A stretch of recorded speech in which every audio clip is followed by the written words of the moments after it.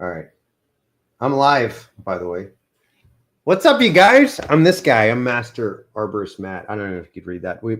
I took my family to the Lego store up in Dallas, Texas, the big one, the cool one, and we got these cool little minifigures. So that's Master Arborist Matt, the Lego version. And we're glad to have you here. This is Ask an Arborist. I started this Facebook group about, I don't know what, 7 months ago or so. And it started off slow. I just threw it out there and said, hey, y'all come bring your questions. And we are blowing up, you guys. We're now currently, what are we at? 664 members. And it really just took off maybe around spring this time, maybe April. And we just started getting so many questions in that we decided to come at you live with these little live Q&As. So my name is Matt Latham. I am a board certified master arborist and registered consulting arborist with the American Society of Consulting Arborists. That's a lot of word saladness, but essentially I like trees. I like people more. And so I decided to start a little company called Arborist on Demand. And essentially what we do is it's kind of like telemedicine for trees. Think of doctor on demand, not to name drop, but that was kind of our model is, shoot, if the medical world can do it, why can't arborists? And, I got tired of driving all over town up in Dallas, Texas. Dallas and Fort Worth, by the way, you look on a map and they seem really close. They're like two worlds apart, and the cultures are two totally separate cultures also. Oh, and by the way, the trees grow completely different there too. You've got clay soil on the Dallas side, you've got sandy soil on the Fort Worth side. And I'm not gonna lie, man, I just got tired of driving an hour and a half, 2 hours sometimes to go look at a tree, maybe to get the job, maybe to not. And so I decided, like, okay, let's do a preliminary Zoom chat and we'll just get on video chat. This is what, 10 years ago. And we just I talk to my clients on a Zoom chat, and 9 times out of 10, we'd be able to figure out exactly what's going on. Every now and then I'd have to run out there anyways and just charge them a travel fee, a consultation fee, and we were good. So anyways, I thought about it and it's like, why don't we do this industry, tree care industry? Why are we not offering this as a service to be able to go out there and help as many people as we can? Because here's the thing. Go look online. You ask 10 different arborists and you'll get 10 different answers on what's going on with your tree. And quite frankly, I've cut my teeth. I've done some stupid things in this industry and some really cool things. I've met some awesome people all around the world, and I've learned a thing or two about trees. And there are some guiding principles that we can really go through and figure out kind of what's going on with your tree. So again, I started this Ask an Arborist group just as a way to get out there and say, hey, look, if you can't pay us our consulting fee to come on and do a telemedicine for trees event on Arborist on Demand, then, at least drop your questions here in the group and we'll be happy to answer them. And guys, I'm telling you, it's blowing up. I've seen some names of some legends of the industry out here commenting on your photos. These are guys that are world-class arborists. I don't qualify as far as I'm concerned. And that's saying something, by the way, because my credentially speaking, I'm one out of about 80 to 100, depending on the time frame. Board certified master arborist and registered consulting arborist alone puts me at about 1 out of 100. And then I've got some other credentials as well that are a little less significant. But anyways, like I said, I just wanted to be able to help you guys make good decisions with your trees, because I believe that trees are important for humans. Humans obviously are far greater than trees, and we should treat them as such. But you can't replace a 200-year-old live oak. You can't replace a 1,000-year-old redwood. You can transplant them and maybe have some success, but quite frankly, that trees are valuable in so many ways, and we don't even realize it. Did y'all know that trees, actually just having a window with a treed view, just looking at trees, makes you about 20% more likely to recover from cancer and about 20% faster recovery time. ADD symptoms go down, depression symptoms go down, crime rates in large cities go down when there's mature trees around. And I was a part of a project. If you want to have some fun, look up SaveMontroseLiveOaks.com or .org. It'll get you to the same place. But the city, there was a group called TIRZ, which is Tax Increment Reinvestment Zone, TIRZ. had a plan. They were going to bulldoze all the trees so they can widen the sidewalks. Now, I don't know if you visited Houston or not, even if Dallas is pretty close, but it is freaking hot here. And they're going to widen the sidewalks with the expectation of more people walking, but they're going to take away all the shade. That don't make a lot of sense to me, y'all. And so they called me and they wanted to basically just say, like, what do we do about this? And so we wrote a big report. You can find my report online on the SaveMontroseLiveOaks.org website. But essentially, we just dispelled all the myths. They were justifying these projects to get rid of the trees so that somebody can get paid on the back end to plant new trees. And y'all, in the industry, Trump and the tariffs and all the crazy stuff going on politically, I don't get into that, y'all, but the arborists were up in arms because they're like, Trump's taking away all the funding for the monies to plant all these trees, and it's a travesty and it's terrible. Well, guess what, y'all? I've seen the groups that are getting paid all that money from that grant money, millions and millions of dollars to plant these new trees, and they're using that as justification to bulldoze all the existing trees, which cannot be replaced. The value that you're going to get from those new trees pales in comparison. And we did the math, y'all. It took about 44 years to get the same value out of the new trees. So that's my soapbox. Sorry you had to listen to that, but let's get right into it. So I'm going to go ahead and pull up the big screen. Y'all have asked, I think, what did we say, Lucas? I got Lucas on the line, by the way, y'all. He's my right-hand man. He's helping me keep me organized and all that. What was it? 29 questions that came through just since last week. So what's that, about 6 a day, something like that? 5 a day. I don't even know. Anyways, so we've got some great questions to go over, and let's get right into it. Where were we? We said Tara.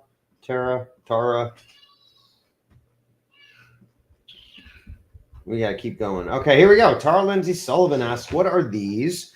What are these all over the leaves of my tree? They drop a sticky sap everywhere and they fall off and become partly brown. I got to figure out how to get rid of them naturally. Great question. I love the naturally part. So let's check it out. Ooh, you got a video to go with it. This is cool. All right, where's my picture? Here we go. So we got some little bumpy things. That looks like some sort of, and she said there's sticky white sap. That looks like a scale, maybe.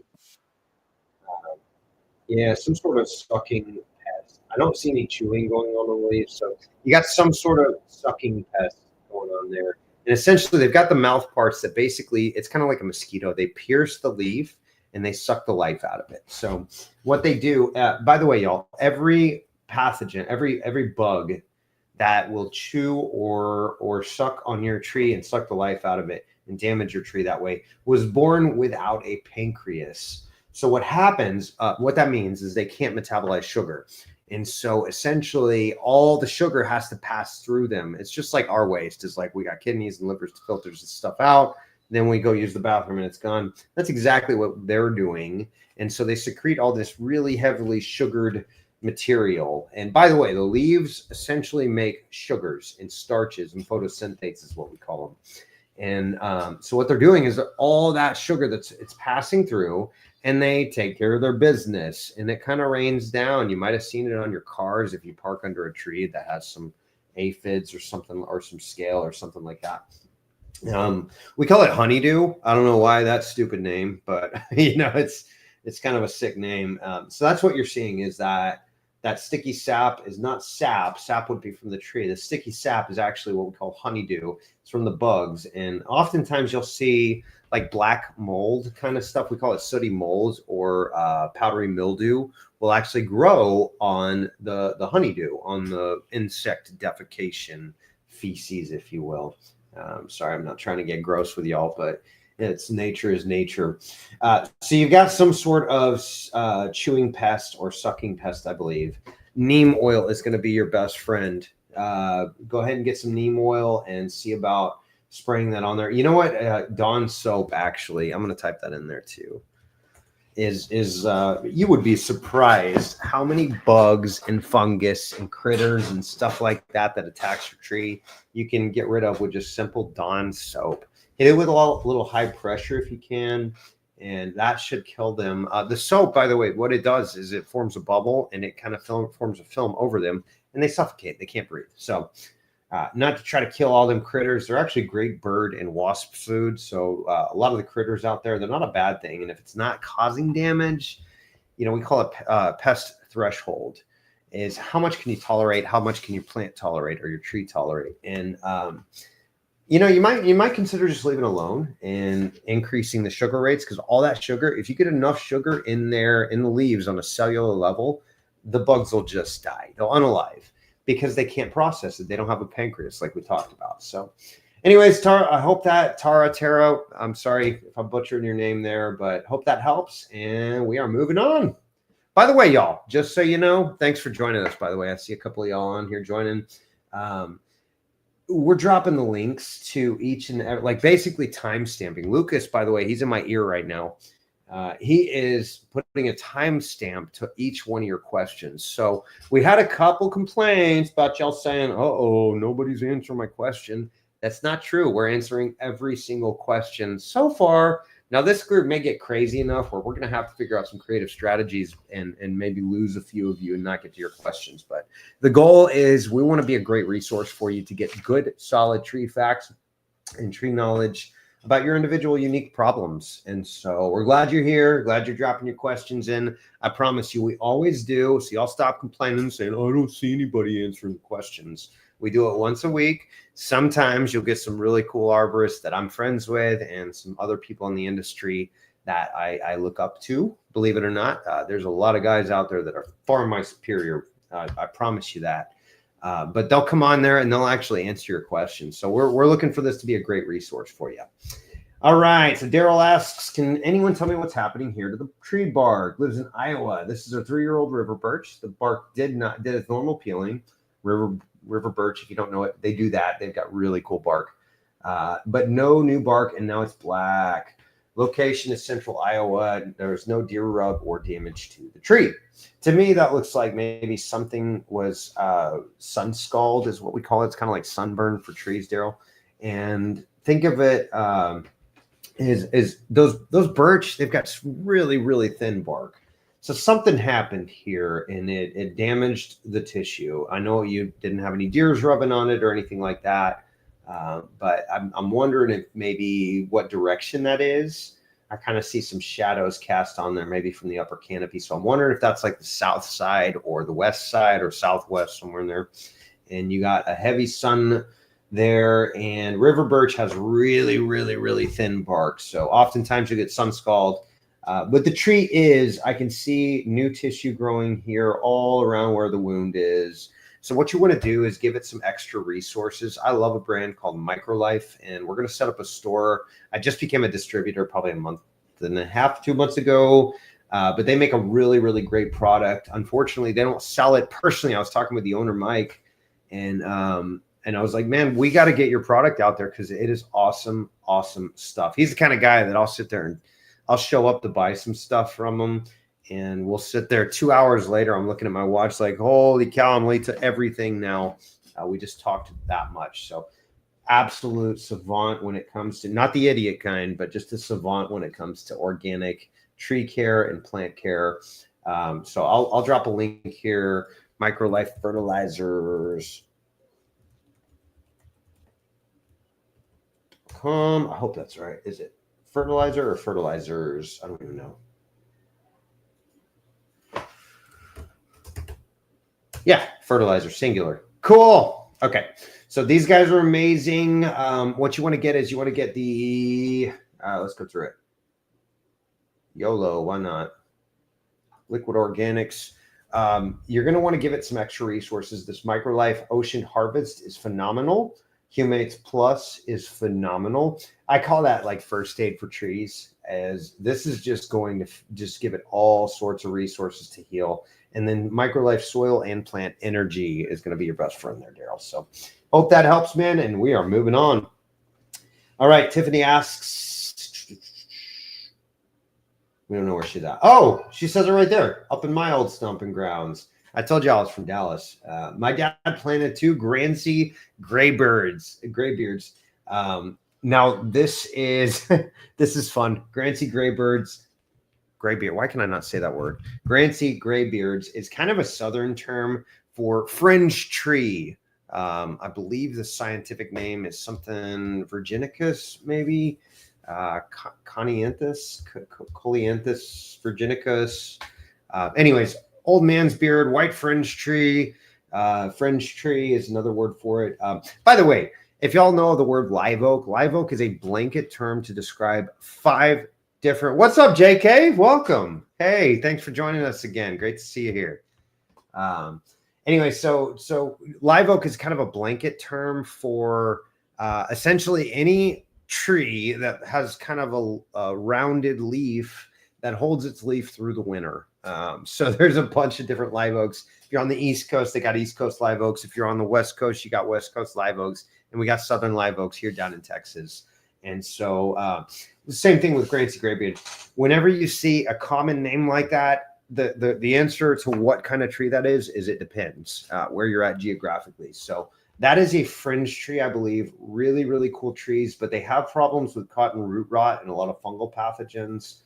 He bought it from Florida decades ago. Oh, that stinks. I'm so sorry, Tiffany. Hopefully that's not an in memory of tree. Anyways, we noticed they'd split into multiple trees and some had died. So we tore down the dead parts and found the unalived parts, Facebook and YouTube, and found different fungus looking tissue into a rotten, decayed. Yeah, Lucas is reminding me of all the words I got to use so I don't get doxxed from the almighty tubes of you and face webs and all that. Any idea what they are? I'd like to see the remaining ones possible.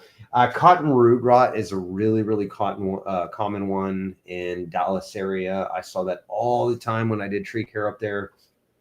To me, it looks like maybe you've got some basidiomycetes, like maybe an armillaria. There could be a multitude of different pathogens going at it. I'd love to see new photos or more photos anyways of kind of the remaining parts. I really hope you've got some remaining parts. Because it sounds like maybe that was like an in memory of tree, but trees are just like humans. They've got an immune system, and so it's more than one. That's neat. Yeah, cotton root rot, interesting. So anytime trees are always looking for how to survive, right? And so a lot of times if a tree's struggling, it'll put out suckers from the roots or epicormic sprouts from the stems or the trunk. And they'll try. That's basically a survival technique. The tree's like, I'm stressed out. I'm struggling, but I want to continue the species. So genetically, they're programmed. They've got these cool little defense mechanisms to start regrowing the species and continue on and live and thrive and all that. So North Texas, I'm wondering if you're on the Dallas side and you've got a clay soil. And so I'm wondering maybe if they brought a Florida tree, which is typically sandy, they put it in a clay soil and then the tree struggled. What you might try to do is just take like a screwdriver and stick it in the ground and see if it's compacted. If it's like really hard to push down there, then you might have some soil compaction. But most of those, what am I doing here? Most of those fungal pathogens need an anaerobic condition. So even in the Arborist Certification Study Guide, this is like bare minimum, y'all. Even in the Arborist Certification Study Guide, it says that all of the pests and pathogens that you're seeing are secondary infestations or infections. And so what that means is something came that predisposed the tree to those pathogens or infestations. It's just like humans. We call it the flu season, right? But in reality, it's like overeat, overdrink, overstress season. And then we get sick and we're like, what happened? I don't know. Well, you abused your body. And so your body took a beating. It got weakened. The pathogen came over. You got the common cold or the COVIDs or whatever. And so that's typically how it works. Trees are no different. Now, I will caveat that by saying that you do get some pathogens or some pests that come in and wipe out whole species. We all probably heard about oak wilt. Some of you older generations have heard of the woolly adelgid and the American chestnut.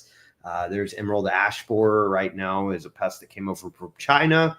The ash trees don't have the immune system built they haven't seen it ever.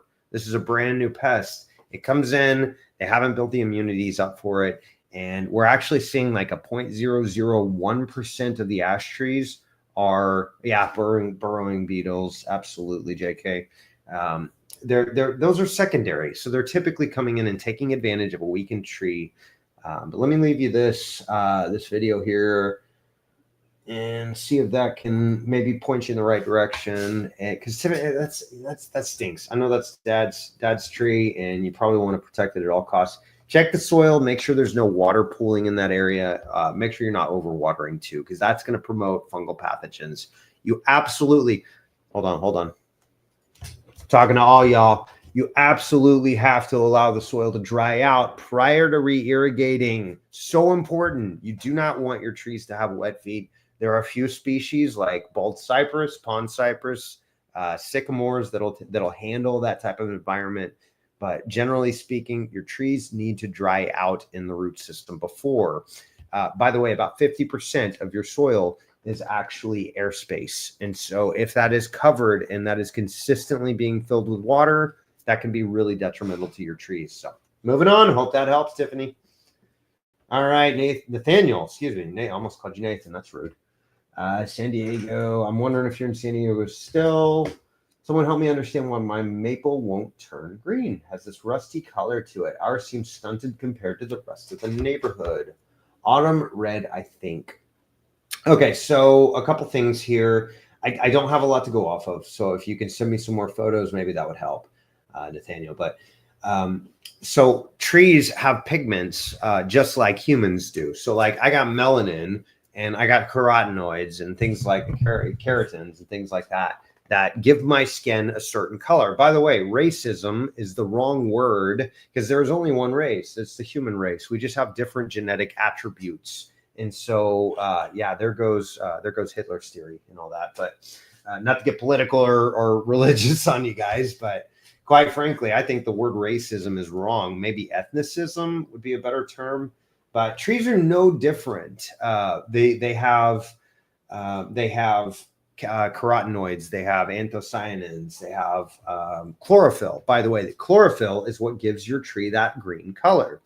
If the tree does not have the resources or there's a hormone imbalance that causes the tree to fail in producing chlorophyll, all of those other colors will just be exposed. The green tends to overpower, and that's why typically we see green leaves, green grass, green shrubs, etc. But then you have plants like Loropetalum, you have plants like Japanese maples that all have more of an orangish, reddish, purplish color, and that's totally normal. So I might, there was a guy by the name of Alex Shigo. Hold on, y'all. This is cool. This dude, Alex Shigo, we call the father of modern medicine, or modern arboriculture, rather.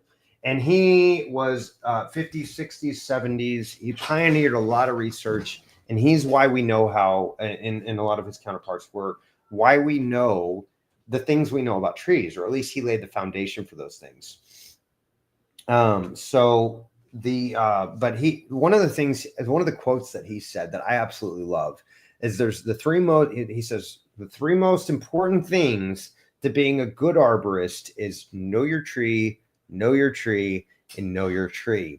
I'm wondering, it looks like you've got some sort of a red maple, and it may be a little bit stressed, but I think that rusty color is a lot of those anthocyanins coming through. That's what gives it the reds and the purples and all that color. So I think that's okay. Autumn red maple. There's Autumn Glory, Autumn Blaze. October Glory is another one. Love the red maples. And so that's probably a semi-normal color. I do see a stressed tree though. I see rocks down there. You got to get those rocks out of there, man.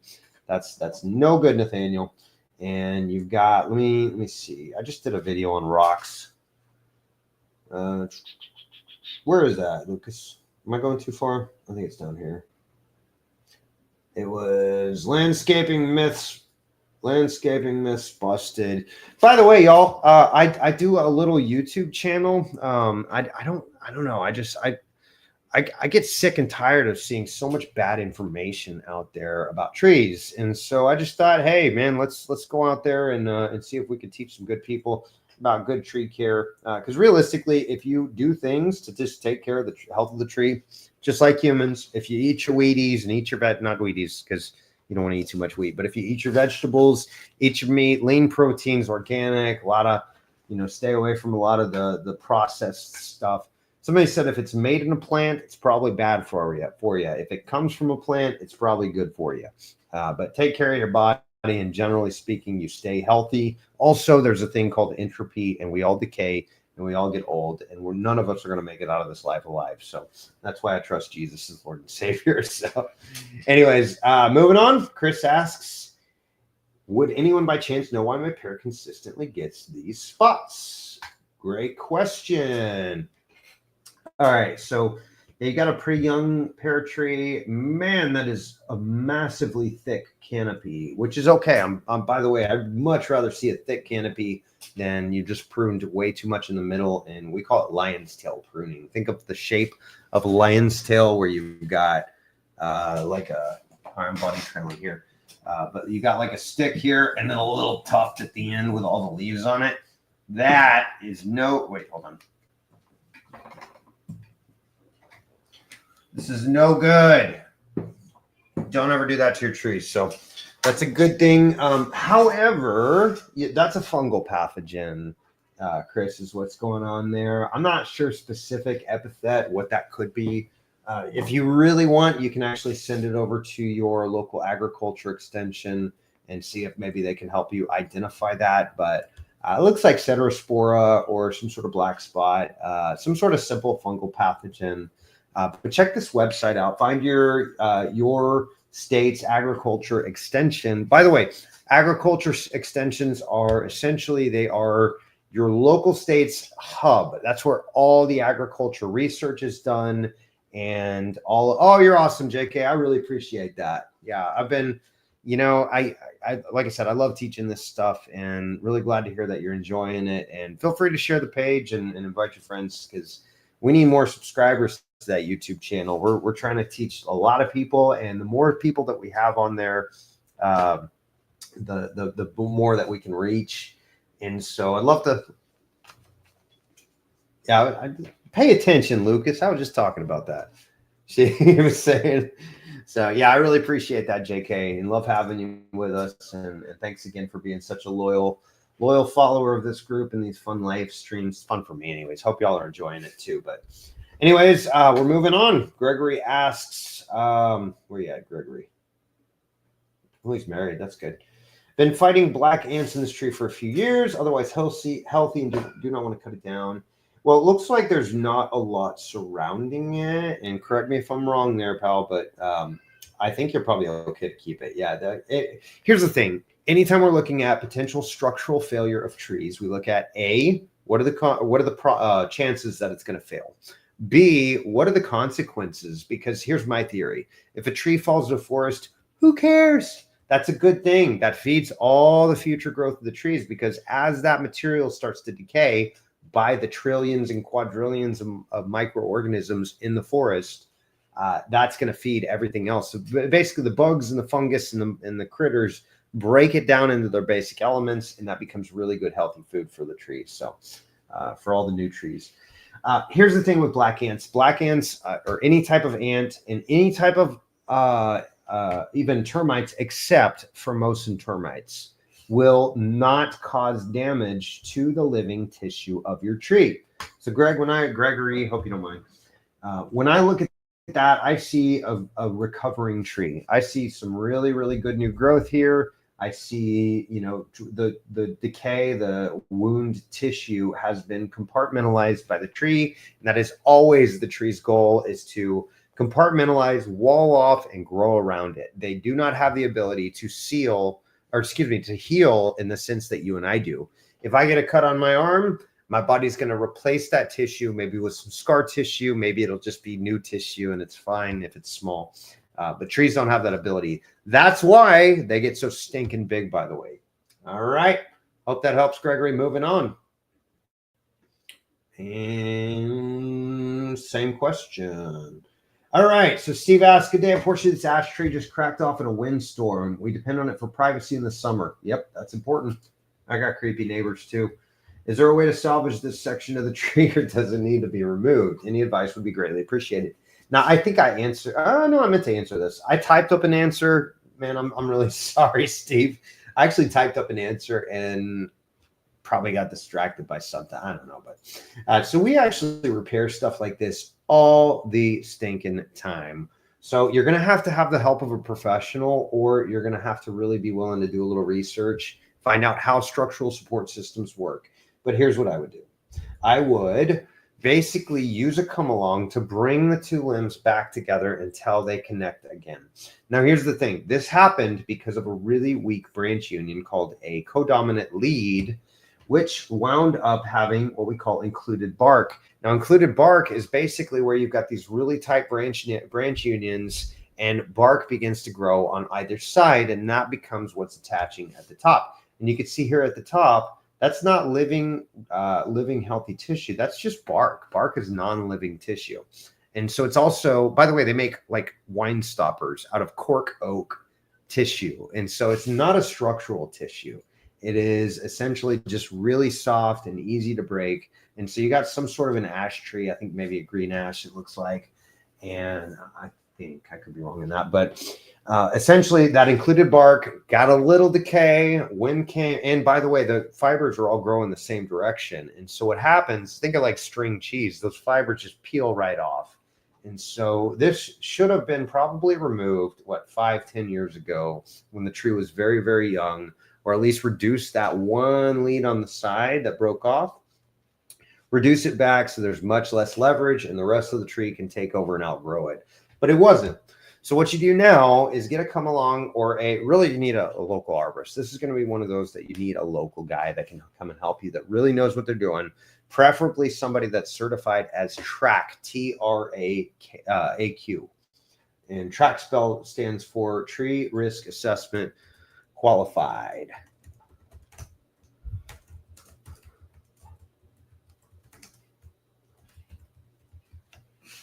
Wow, where'd my mouse go? I don't know what happened.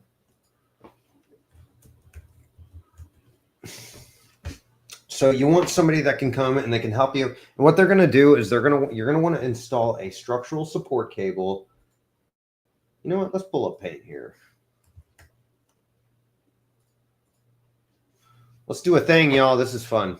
Lucas and I were talking about doing these things, so let's do it. I'm going to go ahead and draw your solution right now.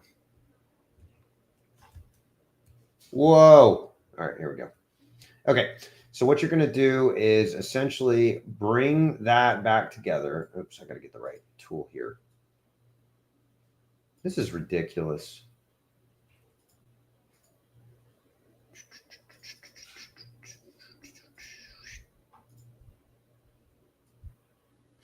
And you're going to cable both sides together.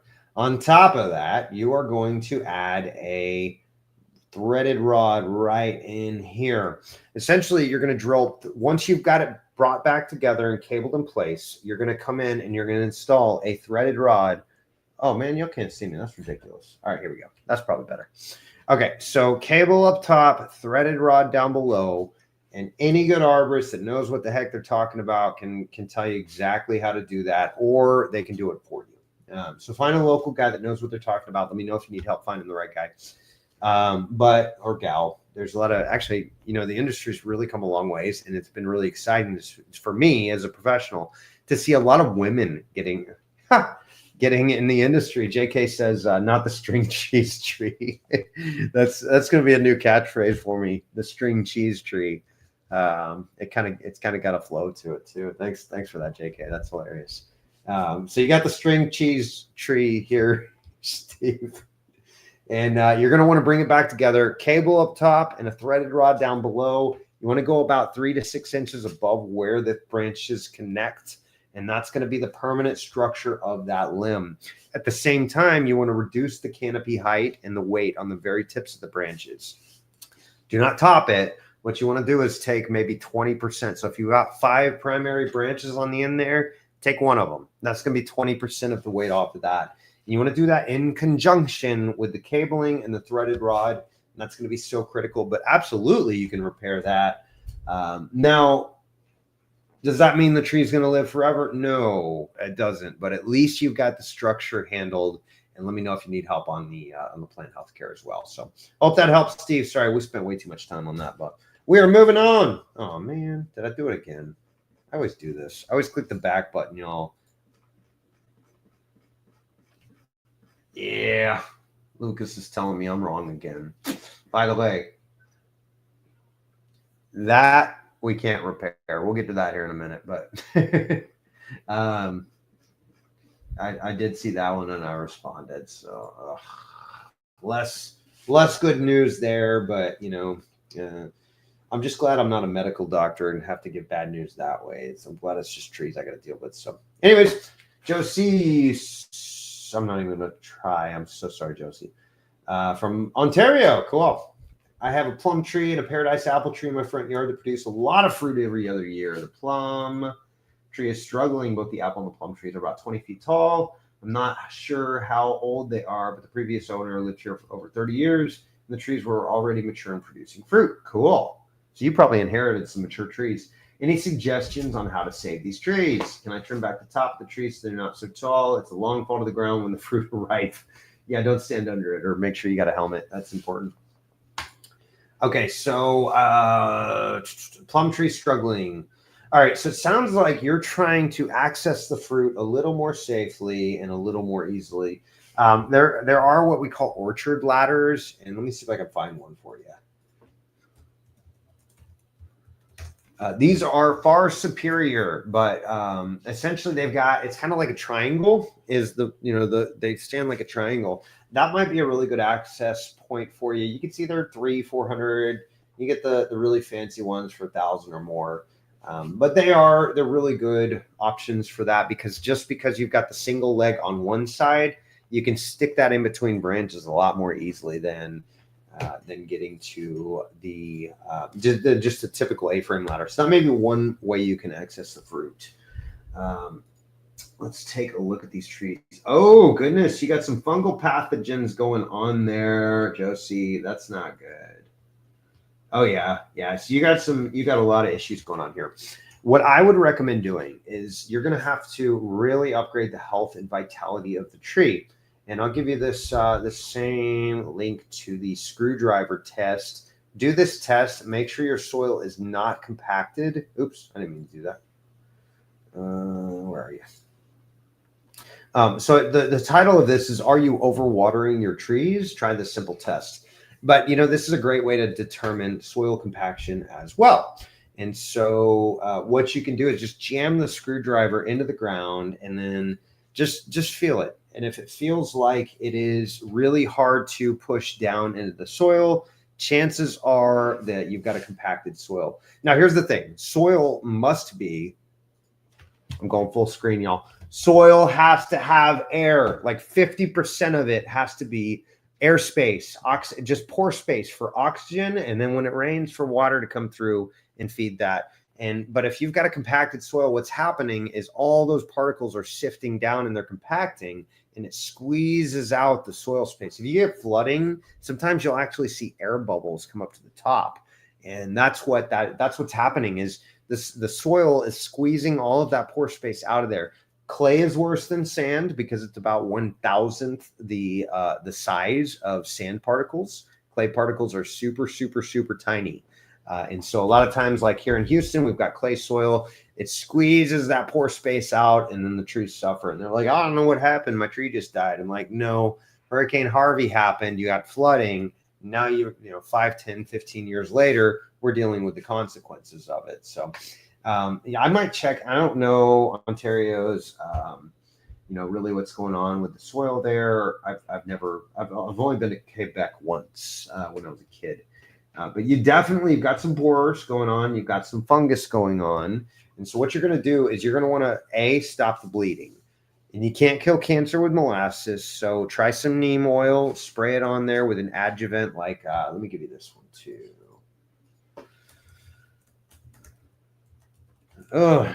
Nothing personal tree stuff, but I don't want to recommend y'all right now. Y'all are on my list of whatever list. But if you got great products that can help my people, let's go. Oops, that's not what I wanted. Go back. So this is called Pentra bark. It is a wonderful, wonderful product. You can also use methylated seed oil. Come on, tree stuff. Leave me alone. Quit marketing me. You're already on my list. Surfactants. So Pentra bark is awesome. You can actually, I think you can find it on Amazon too. Look, your website don't even work. What are you doing, tree stuff? This is ridiculous. Oh, here we go. All that work for all just that, huh? Yeah, tree stuff was like my go-to people for like 10 years in tree care. And then they sold out to another company. And my arbros and broettes know the story there. It all went downhill. So, but this is a great product. You want to get that neem oil internal in the tree. So use that with the Pentra bark. The Pentra bark will literally open up the stomates, the little openings in the cell walls that allow gases and things like neem oil into your tree, and that'll get it in there. Meanwhile, you want to upgrade the overall health and vitality of it. So give it a good organic, kind of a natural fertilizer. And again, I'll recommend these guys right here. Microlife is awesome, and I'm quickly becoming friends with their owner. He's a really cool guy. But super passionate about just helping people. And it's not even about plants. It's at a certain point in our career, y'all. It's about helping people. And, you know, trees are cool, but without people to care for them, who cares? You know, they do fine in the forest without us. Usually when we mess with them, that they have problems. So anyways, hope that helps, Josie. And again, we spent too much time on that. So it's a long fall to the ground when the fruit are ripe.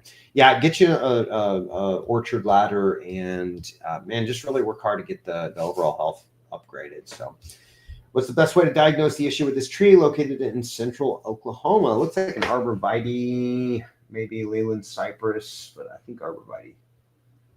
The best way to diagnose it is to send it off to your agriculture extension. These guys are awesome.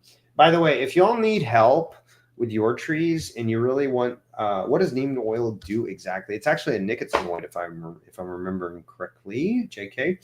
But basically, it's an insecticide. It's an insecticide. It's a fungicide. It's just an overall really great product, and it's the organic route too. It's actually, neem is a plant, I believe, in Africa, and they take the seeds, they squeeze the oil out of it, cold press it, and then essentially think of our antibodies and our T cells and our mast cells and things like that. Neem oil is like a plant's antibodies. Is essentially, they don't create antibodies. They don't have a vascular system where blood flows rapidly through us every few seconds or whatever. So they have to create more of like pesticides and herbicides and fungicides and things like that on their own. So neem oil, orange oil, those are great. Both of those act as essentially like fungicides and insecticides. So I really like it. Sometimes we got to come in with the heavy hitting stuff like imidacloprid or emamectin benzoate or acephate if it's like a mite type problem. And we've got all those chemicals. I'm kind of a hybrid guy. I think we should start out organic, and when the whatever hits the fan, we need to come in. You can't kill cancer with molasses, but you can keep the tree healthy with molasses. So you got to kill the cancer by some kind of fungicide or pesticide or whatever bug or pathogen is attacking the tree. And then you've got to work really hard to improve the overall health and well-being of the tree. So I'm sure y'all are tired of looking at me. So here we go. We are going back to our handy dandy website. And if y'all want a closer look at your tree, we do offer, you're very welcome, JK. But we offer kind of telemedicine for trees. Essentially, we get on what we call a digital arborist consultation. We look at your tree from wherever you are in the world, from Houston, Texas, where we're at now. We may be traveling here soon, but essentially we get on the phone and we just ask questions and have a conversation about your trees, and hopefully get a good picture during the web chat that we can really identify what's going on and get you going in the right direction. So each one of those, by the way, comes with a kind of a breakdown and a care plan afterwards. And so that's, like I said, my story with that is I got tired of driving around, and I realized if I'm spending 5 hours on the road driving, that's 5 hours worth of people I'm not helping. So we just started to do Zoom chats, and it just turned into this whole thing where we're like all over the world now, which is really exciting because I get to talk to people. Like I said, I was Dublin, Ireland, Canada. We were on with Australia the other day. Like, it's crazy, y'all. So why not? I mean, I got knowledge. You got trees that need knowledge. Let's go. Let's talk. So if you need help with your trees and want a closer look, hit us up on arboristondemand.com. Happy to help you out. So anyways, Tony asks, you use some help here. I've acquired a tree stump for a decorative piece, but it's sweating anytime I put anything on it. Looks like alcohol flux. This stump was hard to find, a perfect fit for my project, and I really don't want to toss it. Is there anything I can do to stop it from foaming? Cool. Yes, yes, called checking. So Robert Compton, this is great advice, Robert. Let it dry for a few years. You can paint one end to help the slowing of the drying process so it will not crack, typically about 1 year per inch of diameter. There's no way to speed it up other than to kiln, no way to really treat the alcohol flux if it's non-living. Kind of a guess from the little bit of information given here. Yep, I agree. Here is, let's look up green wood sealer. Y'all don't need them in my QuickBooks. I'm not showing you access to that. Yeah, just go to Amazon. I've used this stuff in the past. It's really good. It basically it slows down the drying process, and you probably do. You've probably got some bacteria that's starting to consume the wood, and you've got that bacteria flux or that alcohol flux. Essentially, it's just being eaten from the inside out. That may slow it down. By the way, it'll also it'll start it. So hope that helps. But yeah, that's a great product. I've used it before on some projects. I learned a long time ago too. I got all this free wood coming in from my tree care operations. I may as well use it for good. And so I've made like one year I carved out of a chainsaw like a life-size chess piece, chess set. That was pretty cool. I wound up throwing it away, but you know, it was a cool project, and I think I burned a few of them too in a fire pit. But anyways, I didn't like the quality of it. So hope that helps. Moving on. Julia asks, I planted a swamp white oak in my yard about 3 years ago. The last 2 summers have been looking like a Dr. Seuss tree. Gotta love those truffalo trees. It's in full sun in Southwest Ohio. Any thoughts? Leaves have holes, which I assume are just pests, but the wilty looking leaves and red-orange new leaves concern me. Any thoughts are appreciated. So those red-orange new leaves, you're right, those are going to be, you got some terrible chlorosis going on. Chlorosis, that's a fun word. Think of chlorophyll is the green pigment. It also is what allows the tree to capture sunlight, convert it to energy, and take that energy and use carbon dioxide, CO2, and water and produce everything the tree needs except a few little minerals it gets from the soil. A couple things here, Julia. You have a very, very stressed tree. 3 to 5 years after a tree has been planted is typically when you're going to suffer the most. And so here's what I see. I see a tree that has the classic mulch volcanoes. And let me give you a video here. This is one I did. My son actually shot this video for me. So he's okay.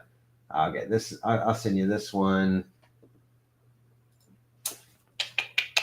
And I'll send you this one too. My internet's being crazy. I wonder if children are playing video games on it while I'm trying to do a live stream. I wonder. All right, so we're going back here. I need to get like a cable connection for you guys so we get a really good. By the way, if we're getting like a bad connection, just let me know. I can downgrade it. I tried to do on the camera. I tried to do 1080p. If we need to, we can drop it down to 720. I think it is. I don't know. Is that right, Lucas? I don't even know. All right, here's one. Friends don't let friends mulch volcano.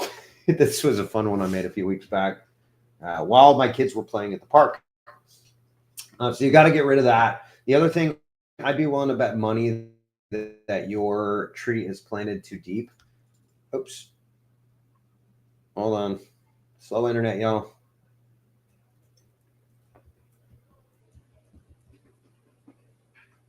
See that? It's only 572 subscribers. We need y'all to come join us, guys. We need y'all desperately. Content, that's what I'm looking for. Here we go. New trees struggling to thrive? This might be the answer. Okay, so what's probably happening is the tree's probably putting in. It's grown for 3 years. The roots have started coming out, and they got to the edge, and now they've got this compacted, really solid, very well fertilized and managed. I can see the cross-cut grass pattern you got. Somebody knows what they're doing there and making that a really pretty yard. But in the meantime, they are compacting the daylights out of the soil. So I imagine doing this little trick right here. I call it radial trenching, and I don't call it. The industry calls it radial trenching. But if you think of like, let me go full screen mode here. Okay, so let's imagine we've got a tree. That was way too, I'm not using pink anymore. I need to get a red marker. All right, so here's your tree. I know that's not, but that's your tree. Your planting site should be right here. It should be 2 to 3 times, tree. 2x to 3x. If you've got a really, really compacted soil, terrible clay soil, keep going, y'all. Go 4 times the planting radius. And what you're doing is you're actually breaking up that soil, making it a lot fluffier, because here's the thing. That tree has grown up its entire life in an ideal condition at the nursery. By the way, nurseries are terrible. I know, because none of them follow their own standards. So you might be fighting an uphill battle. That's why, by the way, it's far better to plant a very small tree, like a 5-gallon, 7-gallon,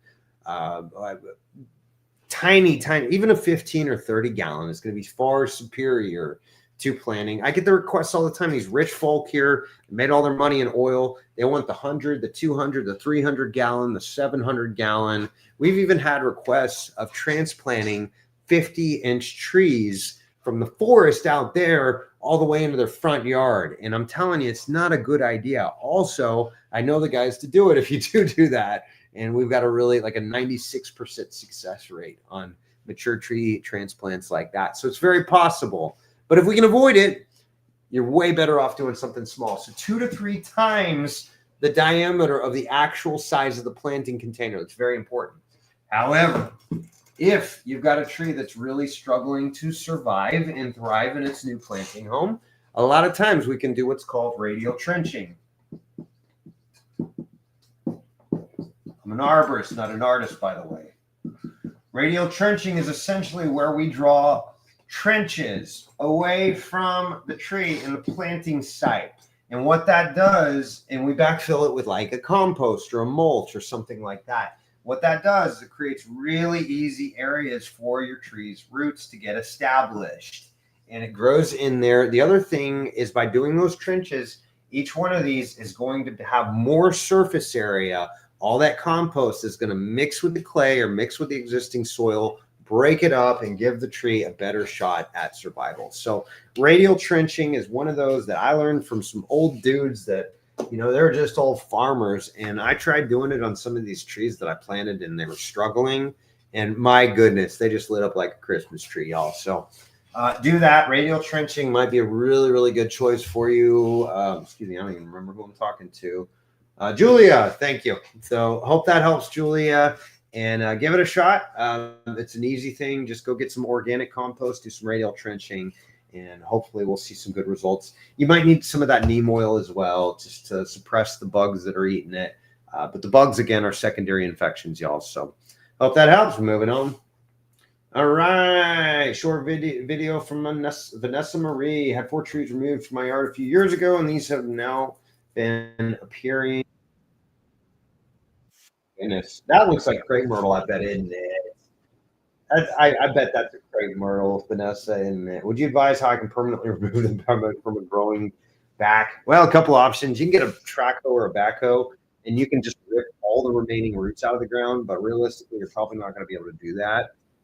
So what you can do, there's a product called Sucker Punch. Yeah, actually. Okay, this is a great question, JK. Thank you for asking that phenomenal question, because that is a very good question. Yes, every tree that I plant here in Houston, Texas, because we have terrible clay soil, I tell the guys to make sure to radial trench because it's just going to set them up for success. I have had the past year, I had one tree die on me, and it was down by the river, never got watered a day. We planted it a little bit late, I think around April or so. And by the way, in Houston in April, it's getting hot. It's starting to get 80, 85, 90 degrees already by then. So it was just it was a bad setup. But I've only had, other than that tree, I had one tree, and we planted hundreds of them last year. I only had one tree die on me. So I don't know what the percentage is, but really high planting success rate. And again, I just tell them straight from the beginning, let's plant small, because those new trees, those small trees are going to have a much easier time getting established. So, but back to Vanessa's question. Okay, so 4 trees removed. Those look like crepe myrtles. Crepe myrtles, by the way, are an invasive species. Now, this coming from the guy who was on a board of directors for a group called the Crepe Myrtle Trails of McKinney. I love crepe myrtles. They're a great tree. They're also very invasive. So they do this. They will take over. And so one thing that I do, and by the way, I'm never going to recommend in any other circumstance other than bamboo, crepe myrtles, kudzu, things like that are extremely invasive and can be very damaging to the environment and to our homes and our lives.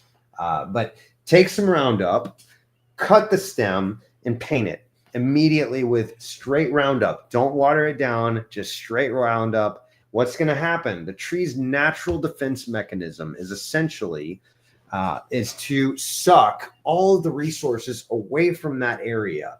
And that's so that fungus, pathogens, things like that aren't attracted to that, get inside. Now they're systemic. So we talked about coded compartmentalization of decay in trees. And essentially what happens is when, let's say you've got a bamboo. And I learned this, by the way, from my grandfather, who had a neighbor with some invasive bamboo. And he would get shoots that came up 50 feet into his yard, 100 feet into his yard. So what they would do, so here's your neighbor's side, here's the bamboo over here. He's got this problem with him coming up over in his yard. And so what he did, he learned this from farmers, is he would take it and he would cut the stem. And my grandmother would paint it with Roundup. And what would happen is the tree, the bamboo, sucked that poison down and it would stop it at the source. And so, again, I hate, we had one year we did almost 3,000 trees, JK. So, we plant trees. I love trees. And there's, I talked about earlier, the government grants got shut down. Trump shut them down, whatever. He's doing all his cuts for budget cuts and everything. All the arborists were up in arms. And I looked at it and said, hey, I understand why y'all are so upset, because trees are good for people. We should plant more trees. Humble opinion. But also I have seen where these other not-for-profit organizations will come in and they'll take that grant money, tell the city, tell the people, tell the community that all the old mature trees that are actually providing benefits are no good. They're dying. They're all sick. They're dying. They didn't give it a disease or a diagnosis. They just said they're dying. Almost 3,000. Yeah, that was we got a big contract for a municipality around here, so that was pretty cool. Also a logistical nightmare. I don't recommend it, but yeah. So anyway, so what was I saying? Lucas, what was I talking about? I don't even know. So they'll take the grant money. They'll basically condemn all of the trees that are existing, which are providing benefits for the community, for the city, et cetera, and they'll condemn them. They said that oak wilt is a problem. Here's the deal, y'all. There have been 8 cases. I almost couldn't count there. 8 cases in all of history of oak wilt in Harris County, and they were all on the west side, way far away from this area. And they're saying, "Oh, oak wilt is going to kill them all." Not yet. Maybe later, but not yet. So anyways, we just wrote a report and said, this is not real. There's no real disease. These are urban stress trees. That's totally natural and normal. And the trees have adapted and are thriving accordingly. So anyways, we preserved, I think, 284 mature and some of them even historic trees. So that was a pretty cool project. But so anyways, the grant money to replace all these trees was being thrown out there to condemn all the trees. So Planting trees is great. Preserving the ones you got is, in my humble opinion, far better. Yeah, so try the Roundup trick. I know that was a lot, Vanessa. I'm sorry, I'm bouncing all around. So I got the ADD syndrome going on tonight. JK, you're distracting me too. Quit that. I'm just kidding. Carry on. I love the questions, y'all. Carry on. What is this? I don't even know what this is. All right, we're going back. Okay. Can someone help me? Why does my normally healthy tree suddenly have brown leaves? I don't know. I wish I knew. Let's see what we got. Somebody was answering. Susan Helzer. I don't know who that is. Okay, so someone help me. Why does my normally healthy tree suddenly have brown leaves? That to me looks like some sort of shock damage, like something happened rapidly to change the tree's health and vitality. It may be like an herbicide. It may be like salt damage in the soil. It could be some sort of a weather event. Man, I wish I could be of more help, but I'm just gonna have to have a little more background information. Something happened rapidly with this because you said, like you said, normally healthy. I would want to see a couple things. I'd want to see a little bit of a background, like what's going on. What are you watering with? What are you fertilizing with? How long were they planted ago? It looks like a younger tree, maybe some sort of birch, cherry, maybe. I can't tell. Anyways, yeah, I need species, some better pictures, close up of the leaves and of the trunk, and a little bit of history on what's going on. Did y'all do any type of weed and feed? Did y'all do any salt around like sodium buildup? Where are you? That's another question. So give me a little more detail, and hopefully we can help you out there, Robin. Sorry, I'm not of better service to you. I just need more info. Thanks for having me, Leah says. Can't from South Dakota. Cool. Y'all got some cool friends of mine right down the street from you there in South Dakota. Soil Works Testing Labs. They're great people. And anyways, I'm copying this because I can already see some herbicide damage going on. Big leaves get weird, turn black, and later some of the healthy ones replace them. The dieback seems to affect the ends of the branches. They shrivel and the tree hardly grows. This year I got my first flower despite the struggle. Yeah, so here's a fun one. So they're northern catalpas. Catalpas have these giant heart-shaped leaves. They're really cool trees. We actually have a few of them. I don't know if it's northern catalpa or different, but up in the Dallas area. I see them every now and then here in Houston. But thank you in advance, Zone 4B, near conventional agriculture field. That's what I was wondering, is what are they spraying over there at that conventional? By the way, conventional is organic.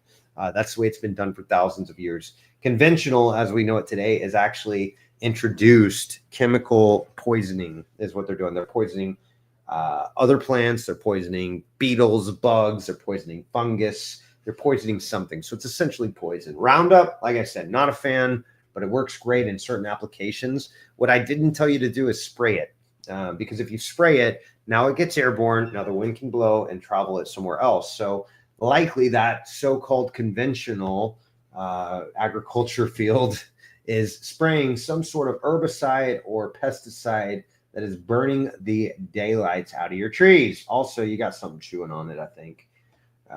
Maybe that's what they were going for down the street. But, you know, a lot of times too, whenever an agriculture field is spraying something to kill a pest or to unalive a pest, I should say. Sorry, Lucas. And face tubes and webs and such.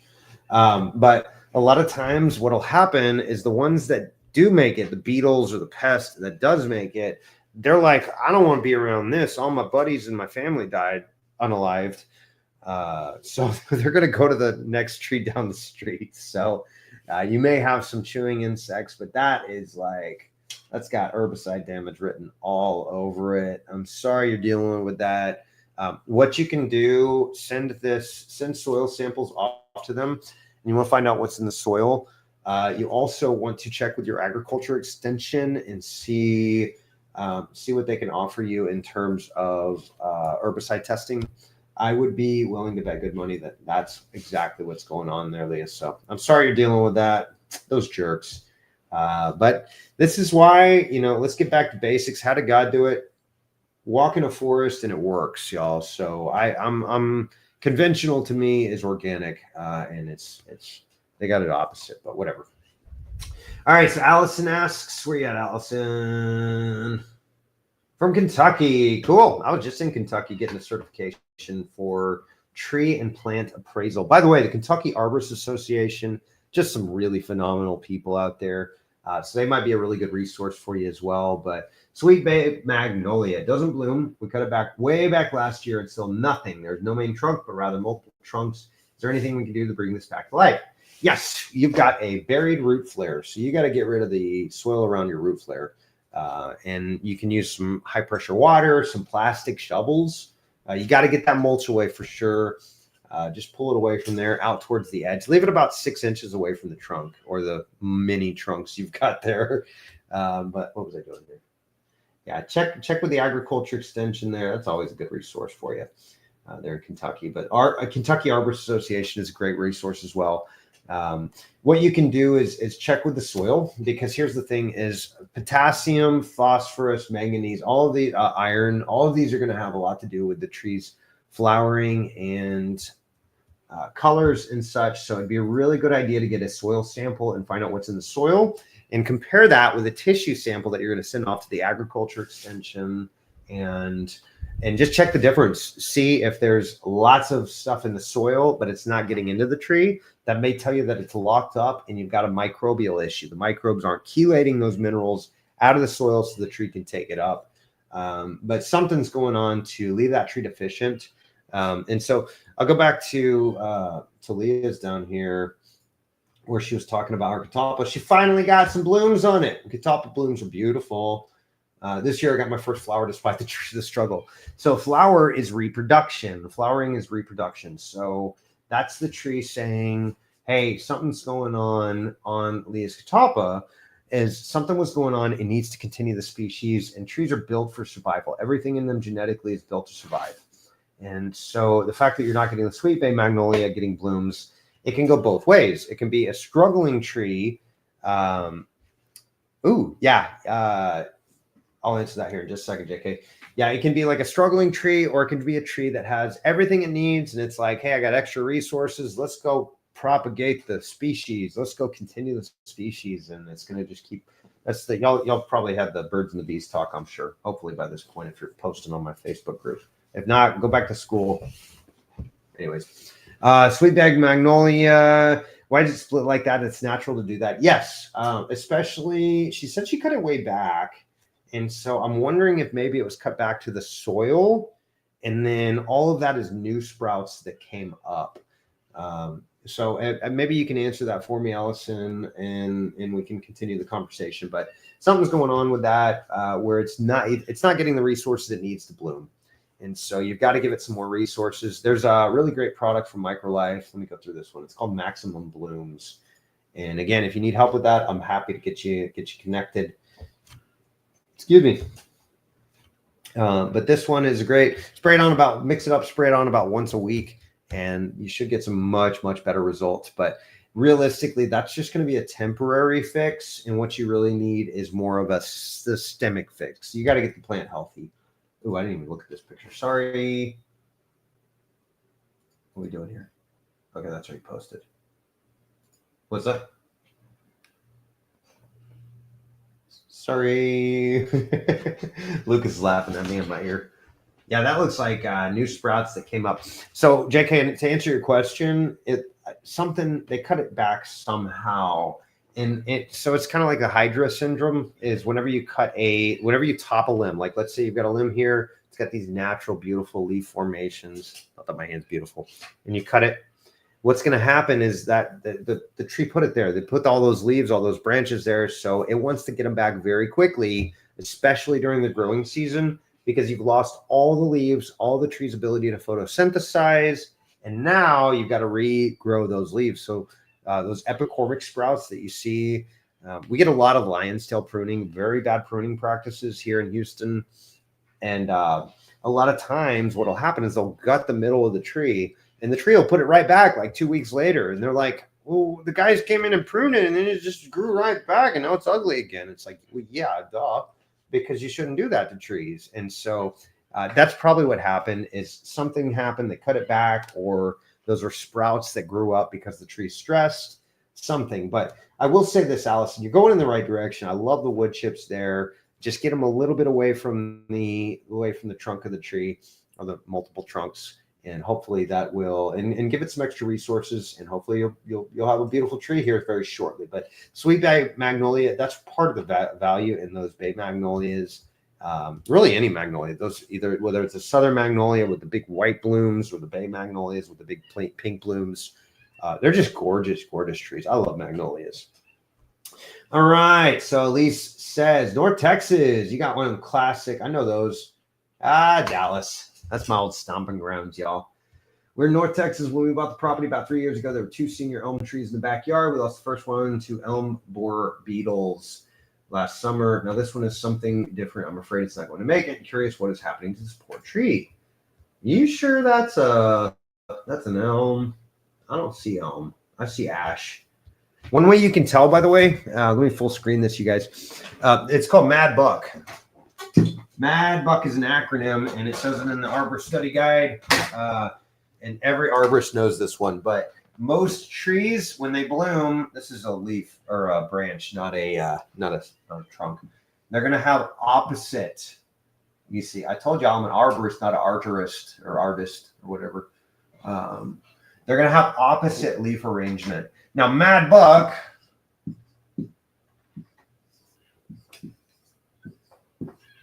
Lucas, can you tell me? Yo, can you hear me now? Okay, I gotta get one of them cool like boom mic holders thing. Hello. I hope I didn't deafen y'all. All right, so Mad Buck is maple, ash, dogwood, and buckeye. Those have opposite leaf arrangements. So we'll get rid of our opposite here, or our alternate rather. Those have opposite leaf arrangements. And that's one way you can tell. So I can't really tell with the photos that you've provided, but to me it looks like just spot on. That's an ash tree. And so I'm thinking maybe that's what's going on. The bark looks like that. The branching structure looks like a green ash. And I think I see. Oh, yes, I do. Yes, I do. Okay, here, let's zoom in. This is for all y'all back at home watching. I heard that once on the televisions. Okay, so you can kind of tell. Oh, it's so hard to see. Some of these you can kind of tell right there. You can tell right there. Those are opposite leaf arrangements. So that is not an elm. At least that is an ash tree. Here's the thing with ash trees. They're not great trees around here in Texas, especially in the Dallas area with that clay soil.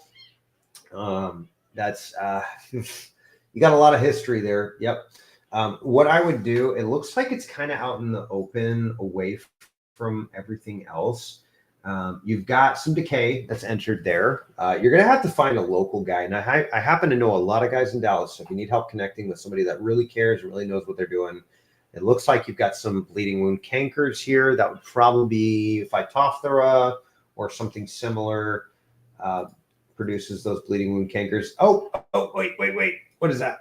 That's a borer exit wound, y'all. That's a great photo, by the way, Lise. Thank you. Random holes in the trunk. Those aren't random. Those are borers. Borers. I can't say that word. 22 years climbing trees and caring for trees professionally. I can't even say the things that eat the trees. That's okay.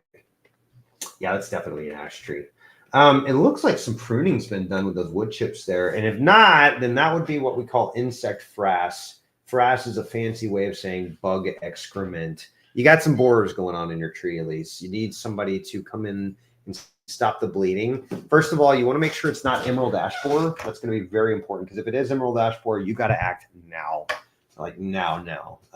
Otherwise, because I see some dieback, some unalive back, but it's not bad. And then you've probably got a compacted soil, because it looks like you got clay there, based on the photos. But look out for.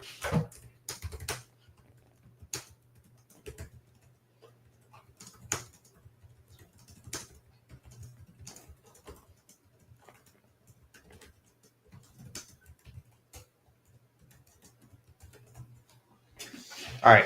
Yeah, shoot me a message, and we'll try to get you in contact with the right arborist there. But yeah, you got to act pretty quick. Here's the thing, though, and I just want to say this: is ash trees in Dallas, Texas, they don't do well. I'm sorry, Louisville, wherever you're at, it looks almost like Louisville to me, but I could be wrong. Who knows? So yeah, I'm sorry to be the bearer of bad news, but what I would do, actually, I would plant something else. Oh yes, can you explain the difference again between ash tree and elm? Hold on one sec, JK. Let me finish this thought process because I'm like bunny trail king over here tonight. Ash trees are not long-lived trees in Dallas, Texas. They just don't do well. You usually get about 30 years out of them, plus or minus, and then they just go kaput and all the critters attack them and eat them and stuff. And so what I would do is I would maybe plant 1 or 2 trees surrounding that, preferably in an area where there's not a limb that's going to fail anytime soon and come and smush it, because then you just lost your new investment. But what I would do is maybe plan for the future, plan for planting something else in expectation that eventually the ash tree is not going to be there, because it looks like you're in that 30-year range. You're probably not going to keep it another 10, 20 years. And so it'd be a good, somebody said wisdom, and I don't know if it's true or not, but I like this. They said wisdom is planting a tree that you'll never enjoy the fruits of. So worst case scenario, you got 2 new trees growing and somebody else gets to enjoy it later on. So that's just being a good steward of this here planet we happen to live on. So hope that helps, Elise, and we're moving on. I'm in Northern California, have a large redwood tree in my yard. You say large. I've seen some large redwoods, y'all. I want to dig a small 8 by 6 pond that's about 6 foot deep at its center. The pond is about 20 feet from the trunk of the redwood, and I'm hitting the roots a few inches down, as you would. As you can see from the photo, the pond would be downslope from the redwood and be impacting about 15% portion of the radius that is not currently surrounding it with structures. I'm worried that digging and disrupting the roots may harm the... Oh, I forgot your question here, JK. Hold on one second. Let me finish reading. May harm the redwood beyond repair. Does anyone know whether it'd be safe to dig out a small pond here? Okay, so going back to JK's question. So we've got... Let me large screen it. So JK asks, can you explain the difference between ash tree and elm? Well, first of all, they're 2 different species. So just like humans are not rats or broccoli, trees, they're 2 ash trees. They're both trees. So maybe that's a bad analogy. Just like a husky is not a Rottweiler, right? They're 2 different. They're the same dog. They're both dogs. They're both in the dog family, the dog kind, if you will. But they're not both the same. They're very similar. So the Mad Buck is going to be this. That's going to have maple, ash, dogwood, buckeye. Ash is going to be one of those where they have opposite leaf arrangements. There we go. I'll just move it over. An elm tree is going to have an opposite leaf arrangement pattern. And so, and again, sorry, JK, I'm like the worst artist that there ever did. Artist. And so hopefully that explains it a little bit, but that's one really, really common difference that you can look for anytime you're trying to identify a tree is the maple, ash, dogwood, buckeye. Again, like every arborist knows this one. It's just a simple reference point we use to just kind of identify a species, especially in the winter when we can't tell because the leaves aren't there. And all we've got are these little tiny buds to look at on the branch tips and maybe some bark that we can look at, maybe the branching structure that we can tell. But all that takes experience with just knowing the different trees. Again, Alex Shigo, y'all, know your tree, know your tree, know your tree. That is so critical because not all trees are the same. So hope that helps, JK. Moving on. Hello. Computer work. There we go. All right. So, okay, getting back to anonymous question. Anonymous's question is Northern California, 20 feet away from that redwood. Here's the thing. I want to know: are those pier and beam houses that are over there behind the picture that we're looking at? Excuse me. Or is that a slab foundation? Because that's going to make a difference. The slab foundation, by the way, roots won't grow anywhere there's no water and no oxygen. So the house compresses. If you've got a slab foundation, chances are good. I'm glad that helps, JK. Chances are the roots are not going to grow under your house. They will grow everywhere but under your house. The only exception is if you get a broken pipe. That's water, that's oxygen. So your tree's going to go right for those. The roots are going to find that pipe and come and done mess it up even further. So, but yeah, pure beam foundation or slab foundation, that's going to make a difference as to what my advice is. If you've got a slab foundation, I wouldn't mess with it too much. If you've got a pure beam foundation, those roots are all up under your house. They got plenty of room to grow. Chances are you're not going to damage it too much, although you definitely want to give it some sort of a root stimulant. And let me show you one that I really love. This is Microlife Fertilizers. They're an awesome brand here in Houston, Texas, but Ocean Harvest is essentially, they call it Lazarus juice, but I've found it to be a wonderful root stimulant. And I'll give you one other too while we're looking at it. What's up, Rambo Z? Rambo, I know you. You're not Rambo. You're Colton. Shh, that's our little secret, man. In the world, you're on the tubes of you, bro. His dad is one of my heroes in life, and maybe I don't even know if he knows it, y'all.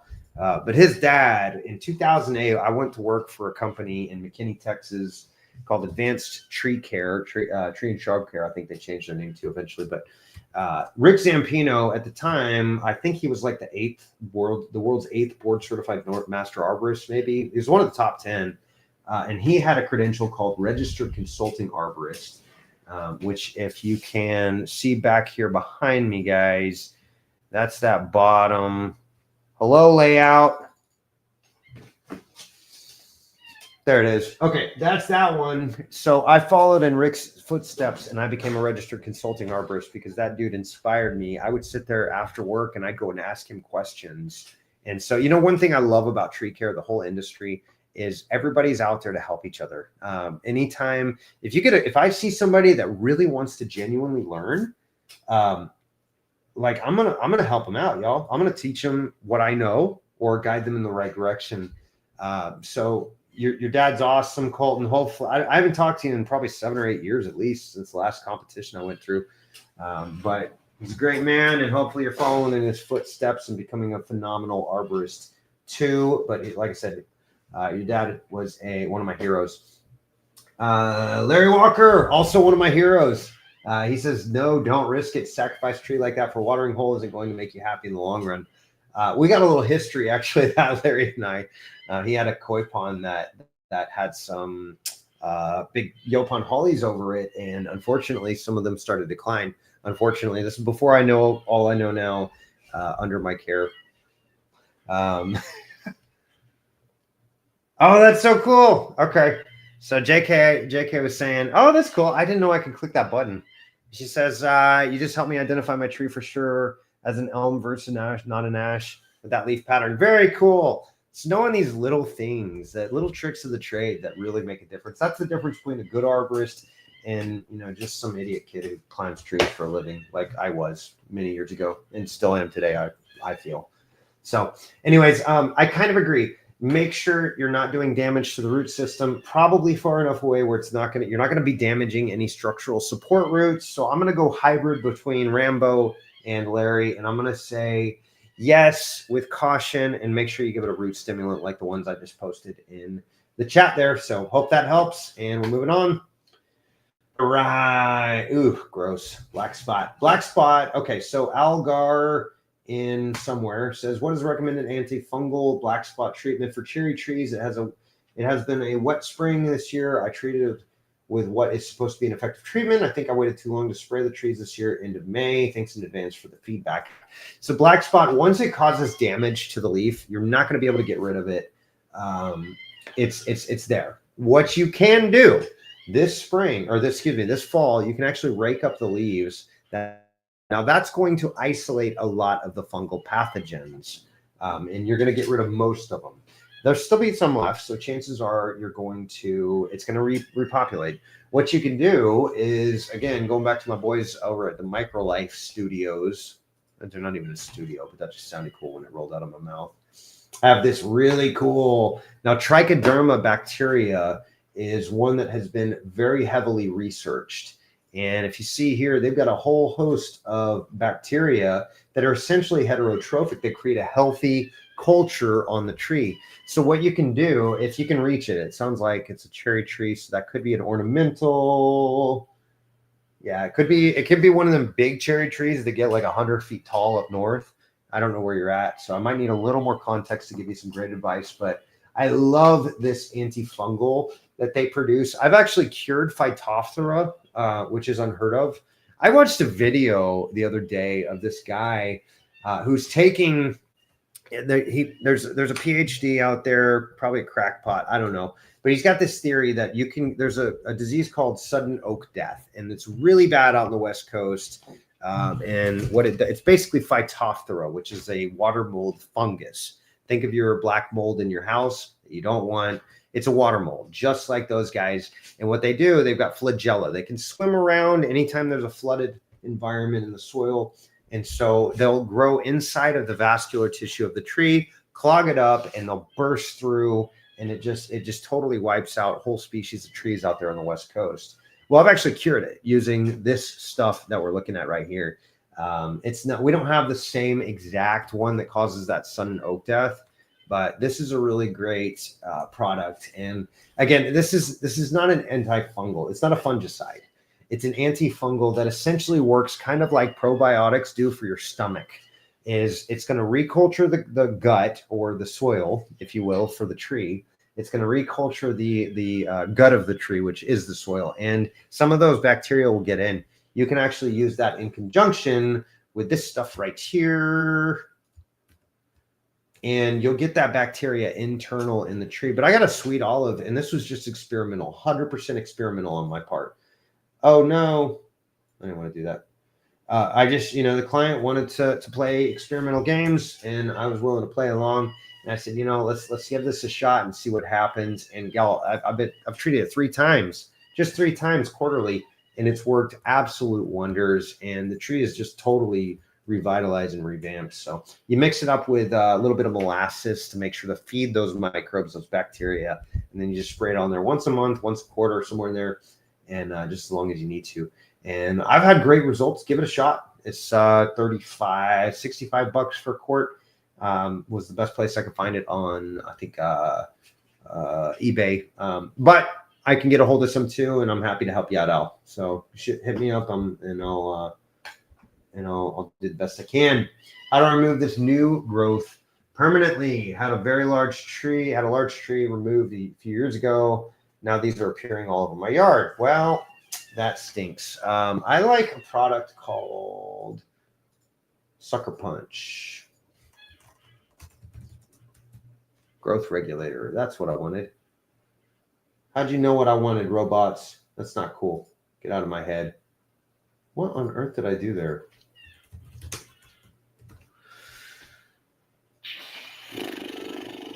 Hello? Oh, here we go. Okay, that's what I need. Yo, what is up with this new thing on the side here?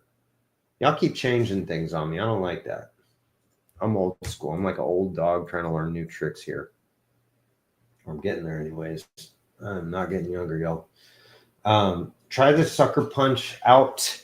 It's basically a growth regulator that shuts down the hormones that cause it to grow. And, it's worth a shot. If not, you can try the Roundup trick we talked about later. Basically, you cut a stem and then you paint it with like undiluted, just straight Roundup. And then what happens is the tree sucks it down. You can even try vinegar is maybe a more holistic method to try. But moving on. Robert asks, Bradford pear damaged by the wind. Should I remove it or can it recover? Honestly, Bradford pears, with what you've got left, it's going to be a long uphill battle. And quite frankly, the tree is destroyed structurally. So I would just go ahead and remove it and replant it personally. Can you restore it? Yeah. Do you want a cool project? Maybe bonsai the daylights out of the tree. Greatly appreciate the advice. So, yep. Moving on, Robert. Sorry, be the bearer of bad news, but I would plant something that's not a Bradford pear. I would plant maybe something that'll last a little longer wherever you are at. I don't know where you're at. All right. Melina, Amy. Sorry if I'm ruining your name. It's not personal. It's just stupid. I'm stupid, not your name. Hello. Looking for your suggestions to help save these street trees. Looking distressed. Monterey oaks. Those are cool trees. We are talking amongst us peers about maybe considering Monterey oak a native 100 years down the road. They look like Montereys, but they're really, really good trees, especially down here in the South. This year, Mexican white oak is another name for them. This year, trees 2 and 3 have not grown many leaves, and the trunk bark on all 3 is cracking and peeling off very easily. These infest with some type of bug. Any treatments? I don't want to give up on them. Oh, that's sweet. I need to work on exposing the root system more. Yes, good call. You already diagnosed what I was getting at. All right, let's check a look. Take a look at them. That's how you know I'm getting into this way too deep. All these live streams is check a look at them. That's not even a phrase.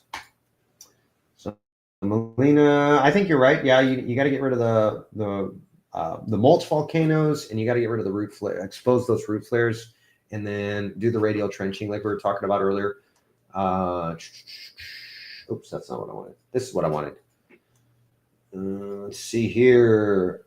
Let me see if I got more photos. Oh yeah, no, it's not. That maybe is sun scald. It looks like you might have some. No, I don't think that's sun scald. I think you got some borers come in and damage the tissue underneath the bark. I don't see these as a lost cause.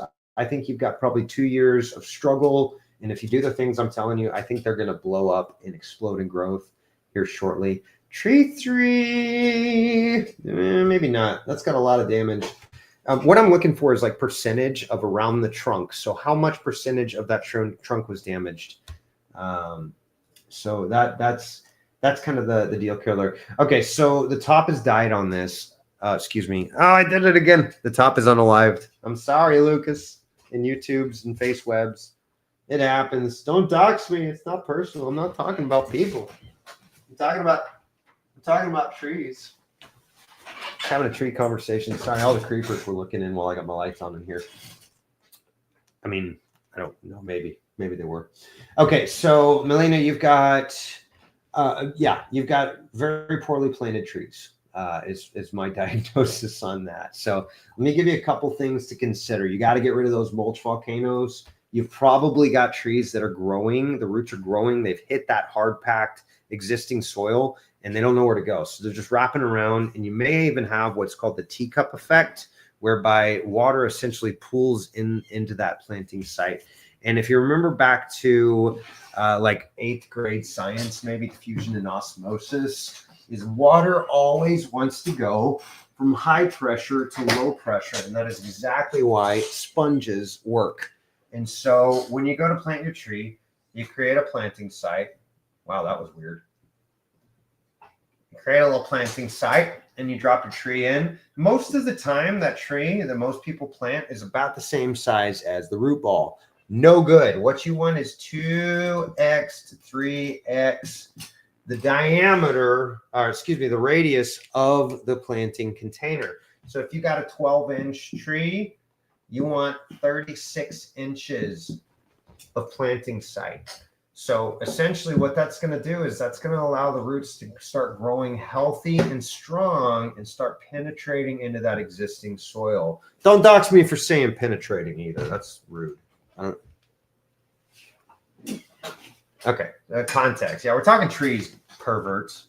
So what you want is you want to make sure that the roots have a little bit of time to grow out of that existing root ball before they get to the existing soil. That way they've got a little momentum. They've got a little head start. Here's the thing though. If you've got PSI of 150 to 200 PSI, that's pounds per square inch in your existing soil, even then the roots are really going to struggle to get through there. So you've got to amend it. You've got to start breaking it up somehow. I love humic acid.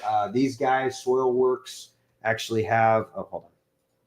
These guys, SoilWorks, have a wonderful product called GSR calcium, and it is the purest form of calcium that I have ever come across. And it does a wonderful job. Calcium helps so many things. Even if you've got calcium in your soil, you pull a soil sample, you get calcium, shows high on the soil on the test results. Chances are it's locked up way in the lower levels. Calcium is really heavy, and it tends to sift down to the very bottom of where your growing site is. So we're in Houston. We've got a calciferous soil, is what they call it, whereby essentially Houston's built on oyster shells. And what that does is that means you got a lot of calcium down there. However, if it's down in the bottom, it's no good. The roots can't access it. A lot of times it's locked up in other minerals and things like that. So even here and I get flack on this for telling people that, but I've done the tests. I got the soil penetrometer. I got the numbers before and after the calcium, and it is a night and day difference. Humic acid, calcium are going to be your best friends. Get some of that down. You can throw some lime down, but it just takes a couple of years before it breaks down and the calcium becomes available. So you got to get rid of those. You got to soften the soil. Another thing that you can do is this radial trenching. We've been talking about over and over and over again because it really works. And this is one of those like old school farmer tricks that, man, I started doing this and it just changed the ball game for me quite a bit. So you got to get rid of those mulch volcanoes, do a little radial trenching, and maybe try adding a ton of humic acid and molasses that'll feed the microbes. They'll repair the soil for you. You don't have to. God did a good job at creation, and all them critters, they're going to go to work and they're going to create a healthy growing environment. Hope that helps, Melina. Moving on. Luann asks, hi all, found these on my green giant arbor. Those would be arborvitae, giant arborvitae. Those get huge, by the way. It's green. Looks like it's growing right from the trunk. None of the neighboring trees that I could see. The trees, 25 of them were planted on 4/17/25. Not sure what I'm looking at. Buds are newly forming bagworm nest pods. This tree is not the finest of the bunch, but doesn't look sick yet. Trees are watered regularly. The only caveat, Luann, I would say is make sure they're not getting watered too regularly. That can be just as harmful as not watering them at all. And quite frankly, in my experience, I see overwatering so much more than I see underwatering. Like so much more. So that's really important. But go ahead and do that radial trenching. That might help, and make sure your water is dispersing away from the trunk. That is so critical. Where are we at? Okay, so you've got, I don't know what I'm doing here. June 24th. Let's look at these bad boys. That actually just looks like fruit to me. Yeah, that looks like part of the tree. It may be some sort of hormone disturbance that's causing that weird growth, but yeah, I'm seeing good growth all around. Normally, coniferous trees, conifers, arborvitae, cypress, things like that, pines, cedars, etc. Oh my, spruce, fir, pine.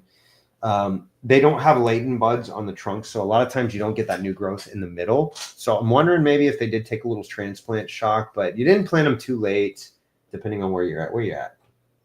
We don't know. Note to self: do not hit the back button, y'all. Yes, JK says bagworms are awful. Yes, they are, JK. They are absolutely horrible. They're so rude. They just go to town and just defoliate the daylights out of trees. So yeah, I'm seeing healthy new growth. That may be like the fruiting structures. They'll create like these little seed pods. So keep an eye on them, and if that changes, let me know. But yeah, just the main thing is make sure they're healthy and thriving. Make sure the water is dispersing away from those root balls, and that's going to but that's going to encourage the roots to grow that direction as well. So hope that helps. We're moving on. Lisa. I was not sure what's going on with this maple. It's a red maple and it's been in the same spot for about 15 years or so, maybe a little longer. Is there anything I can do? I don't want to lose it. Any help will be greatly appreciated. Uh-oh, Lucas, I lost you, by the way, buddy. I'm going to put you on speaker. Hold on. Can you hear me? Yeah. Hey, y'all. This is Lucas, by the way. I just lost power to my headphones, so now you can hear him. He's going to remain silent. He's being shy. All right. So Alyssa's got this maple, red maple, it looks like. Yep. Smooth bark red maple.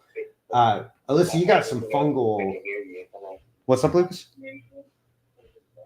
JK says hi. He's a good dude. Okay, just making sure I can hear you on the other side. Yep. We're good. We're good.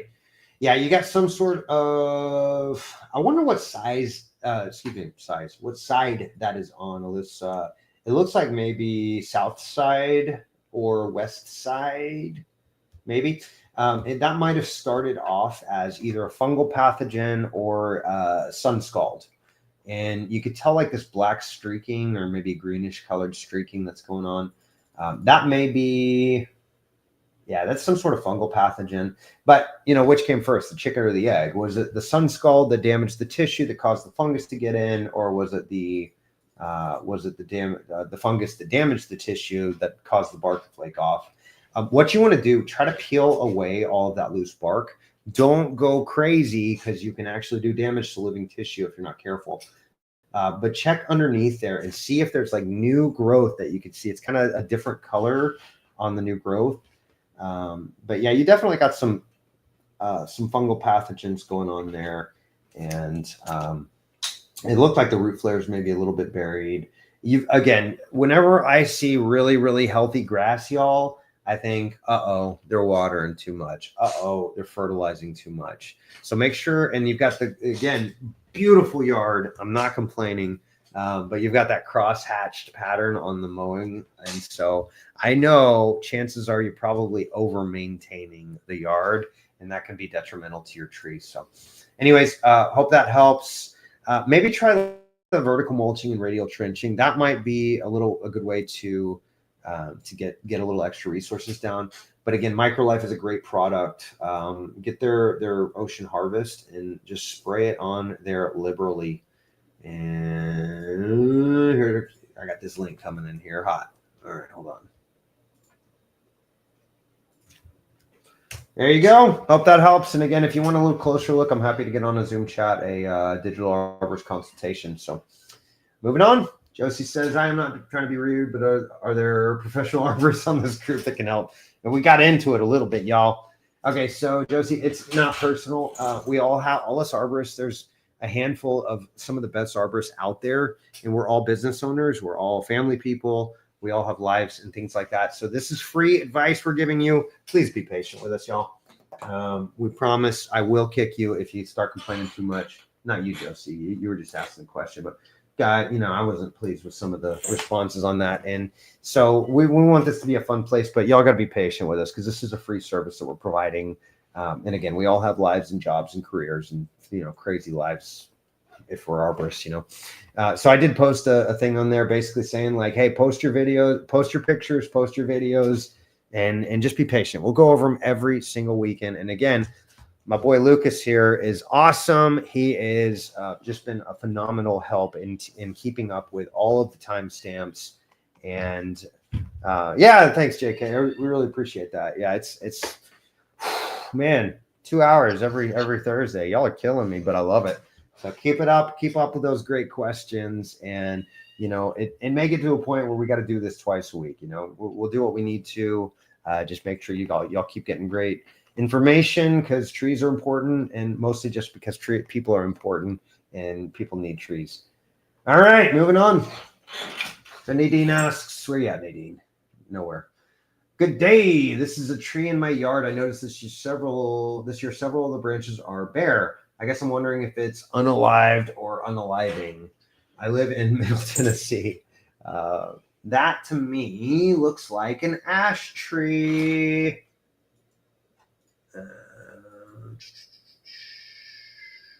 Yeah, I think that's an ash tree. I think that's an Arizona or a green ash rather. Correct me if I'm wrong on that, Nadine. Let me see something. Pretty well. What's up? You can zoom in pretty good on that. Say it one more time. So you can zoom in pretty good well on it if you. Oh, Lucas saying she's got a really clear photo and I can zoom in pretty well. Yeah, it looks like an ash tree to me. Ooh, it looks like vines on there. I'd get rid of the vines, first of all. That's going to be impotent. Is emerald ash borer in Middle Tennessee?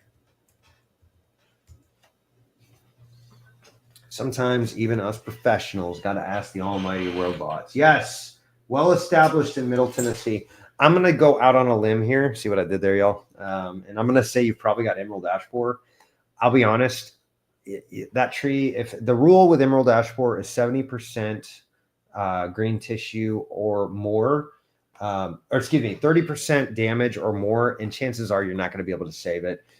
Unfortunately, we talked about how most trees are healthy until they're not. They basically get stressed, and then the pathogens, the pests come in and take over, and they just attack all the weakest link.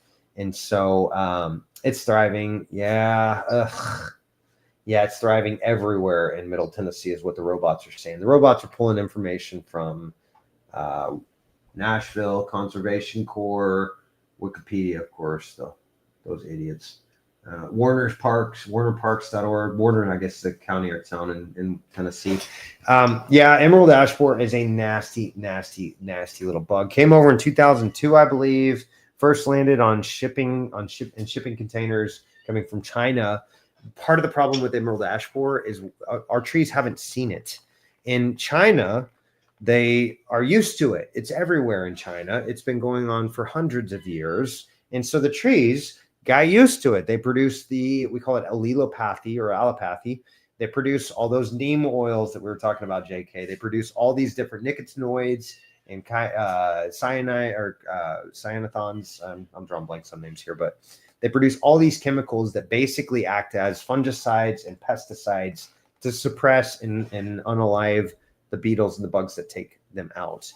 So in China, they've got all the defense mechanisms to fight off the emerald ash borer. In America, our trees have never seen it. We've never had international shipping until 100 some odd years ago.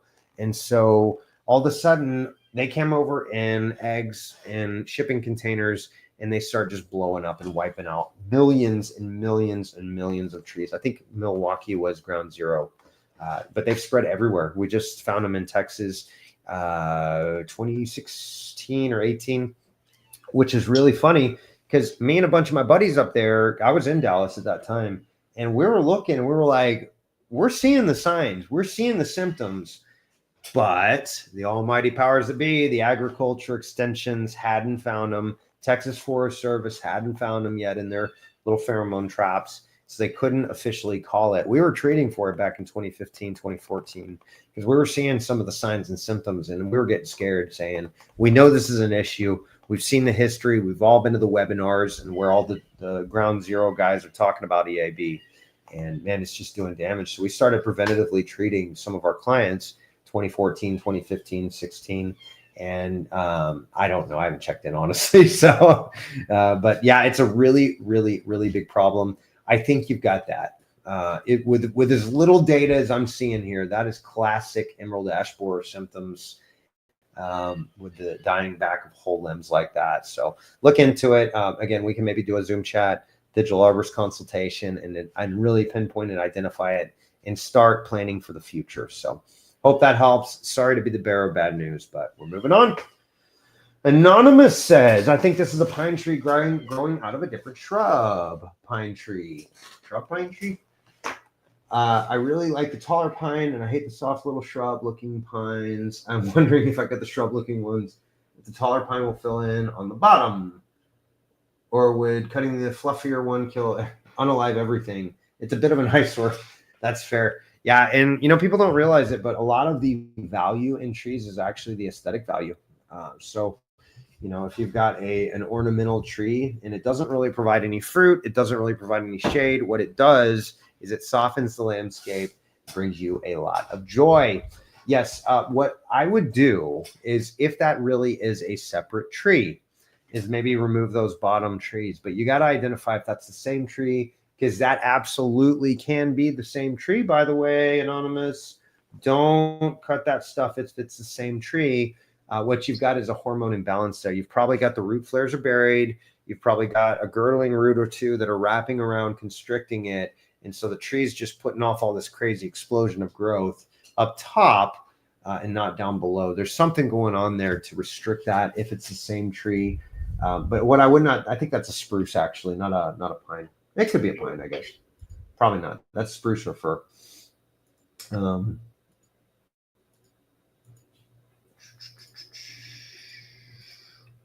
Yeah. Oh, yeah. Okay. Okay. Yeah. That looks real similar. That might be the same tree, just a hormone problem. So we'd really have to look at it a little closer to give you true advice on getting that new growth to come in. But essentially, we call this apical dominance. So leaves. There's only 2 points of growth on a tree. Well, 3 really. There's apical buds and there's cambium meristematic tissue, and so. Yeah. So essentially those apical buds produce longer branches. The cambium or the trunk meristems produce fatter trees. And so those are really the only 2. And the apical, by the way, those are on the shoots and the roots. So above ground and below ground. And those push growth outward, whereas the trunk grows in diameter because of that cambium, because of that meristematic tissue on the outer 1 to 2 layers. And so what you've got here is a hormone imbalance causing that apical dominance to create only the upper canopy. And again, something's going on. We'd really have to take a closer look at it to be able to identify. What I wouldn't do is cut all that bottom stuff because it will not fill back in on a spruce or a fir. It just won't. They don't have the ability to replace tissue like a deciduous tree does. Sometimes we can restore canopies by reducing the canopy. Like let's say you've got some unalive back on a tree. Why can't I say my own industry terms, face webs and tubes of you? I think that's ridiculous. I should be able to say words that are industry terminologies, but whatever. Y'all make more money than I do. So you get to make the rules. That's the golden rule, isn't it? He who has the gold makes the rule. Welcome to Trash World, somebody said. Anyways. So you've got this problem. So you don't want to cut those off because it probably won't grow back. Deciduous trees, when they unalive back from the top, we can often restore the canopy from the middle of the tree. These pine, spruce, fir, any conifer tree does not have that ability. So you don't want to remove those unless you're okay with that being the permanent lowest branch, those ones that you're seeing now. So hope that helps. Sorry I'm not a little more help, but it is what it is. So. All right, Charlie asks, I have a 100-foot tall willow in my backyard. Where you at, Charlie? Milwaukee. Okay. We were just talking about y'all in Emerald Ash Borer. So he's got a 100-foot tall willow in my backyard. It's dropped a couple branches recently, about 10, 12 inches in diameter. I'm wondering if there's a point where I should just have it removed or if it's okay to let it keep going. Thanks for your help. Well, that's a great question. And it looks like all the stuff on the fence side is gone. And we were just talking about this. Retrenchment is the word that we're using as an industry.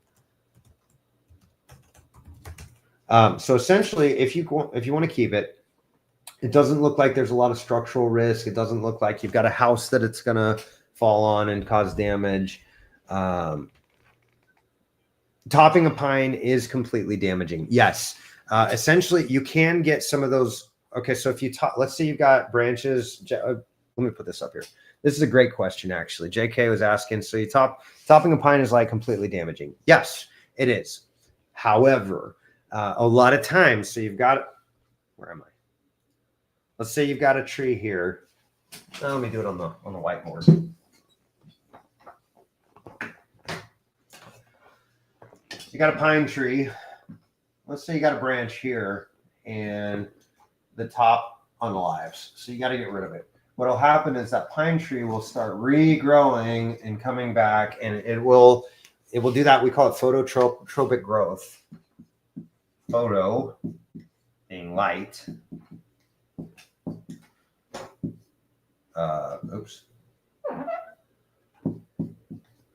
Phototropism is growth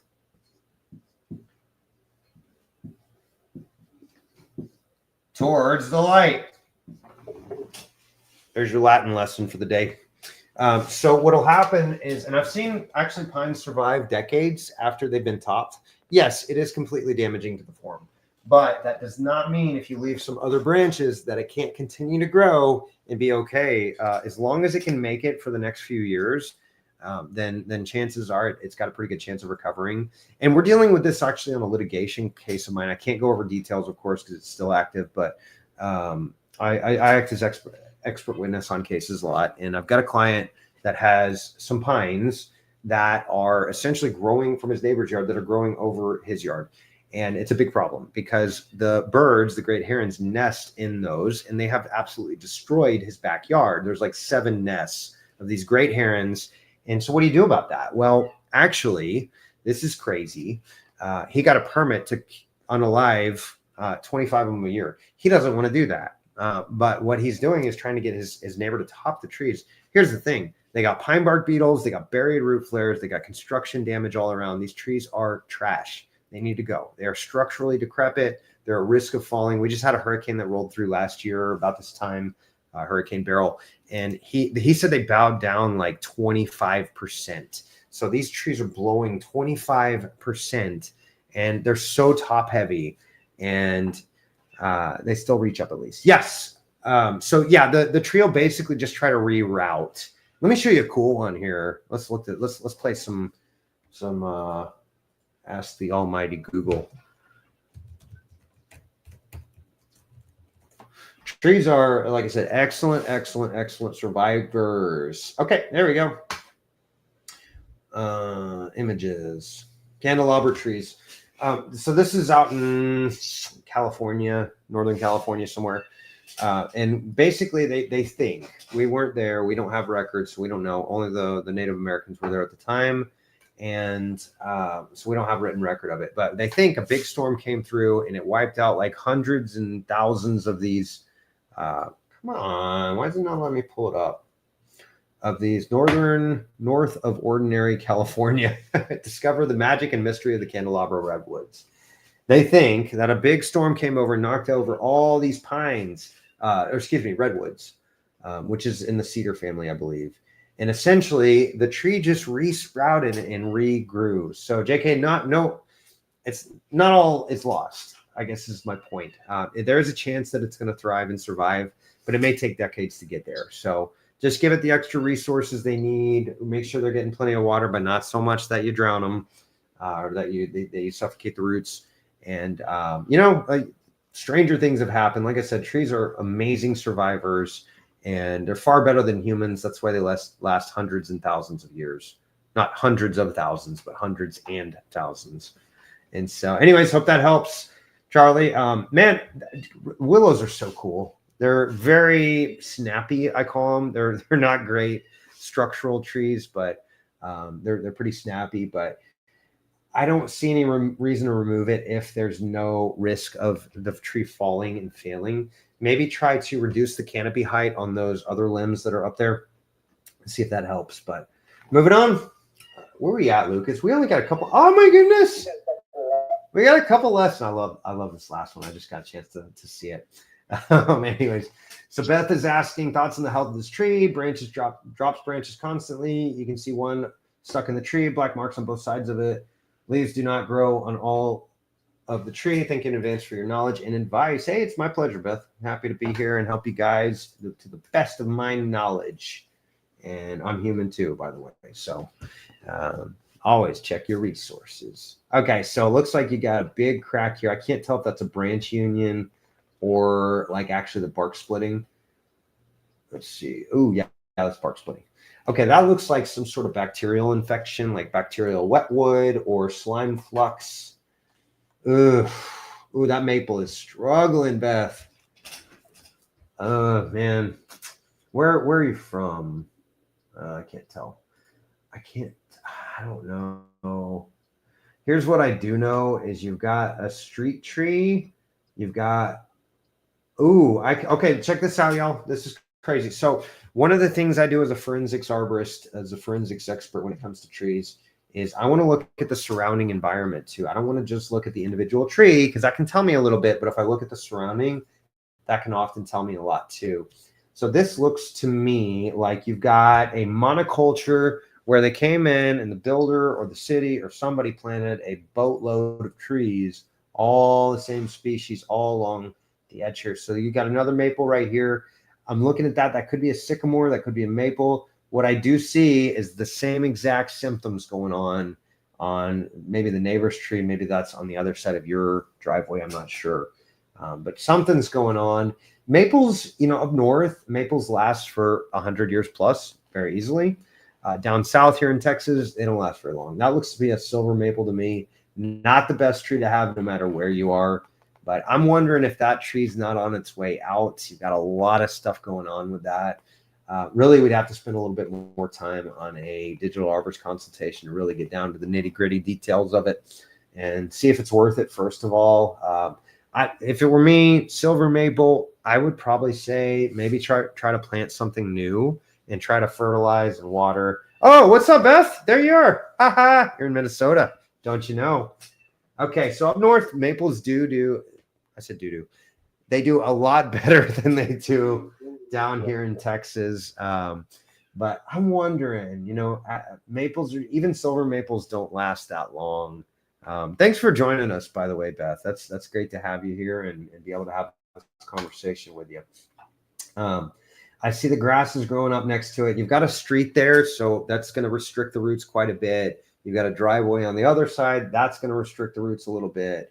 The grass does seem like maybe it's got a little compaction in it. So maybe what you can do is just do the screwdriver test and see if that can help you identify the soil compaction levels.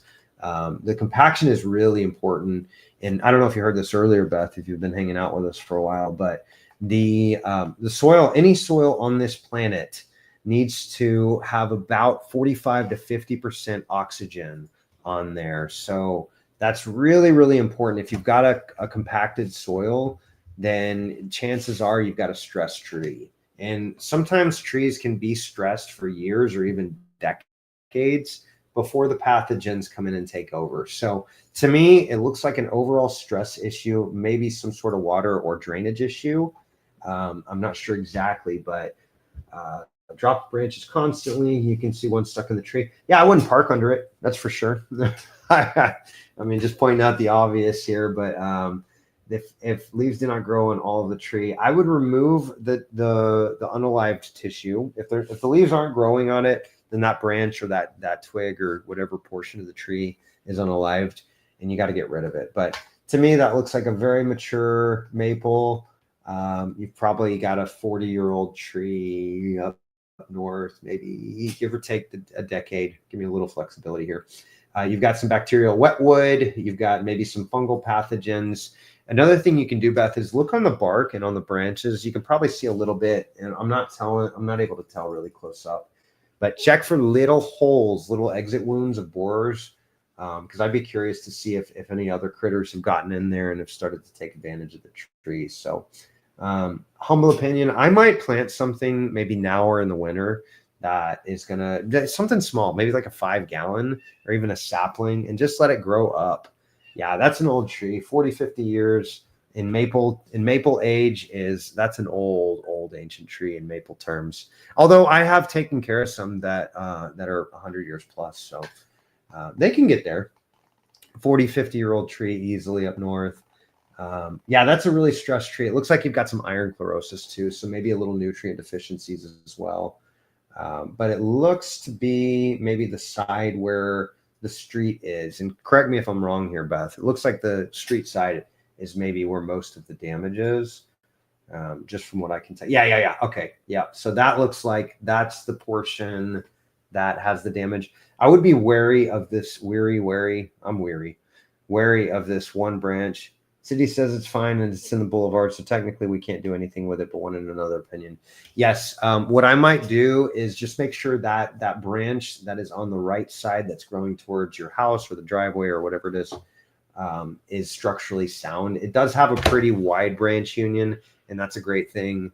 But just make sure there's not excessive weight on the end of it, because that can make it more prone. And if it's something you're worried about, you do have a little bit of decay here and another branch that would obstruct that from being super strong. But, make sure the city's aware of it, that you're concerned about that branch, and put it in writing. Make sure you get like an email chain That way, if something does happen, they can be held liable. It's not a negligent, or it's not an act of God.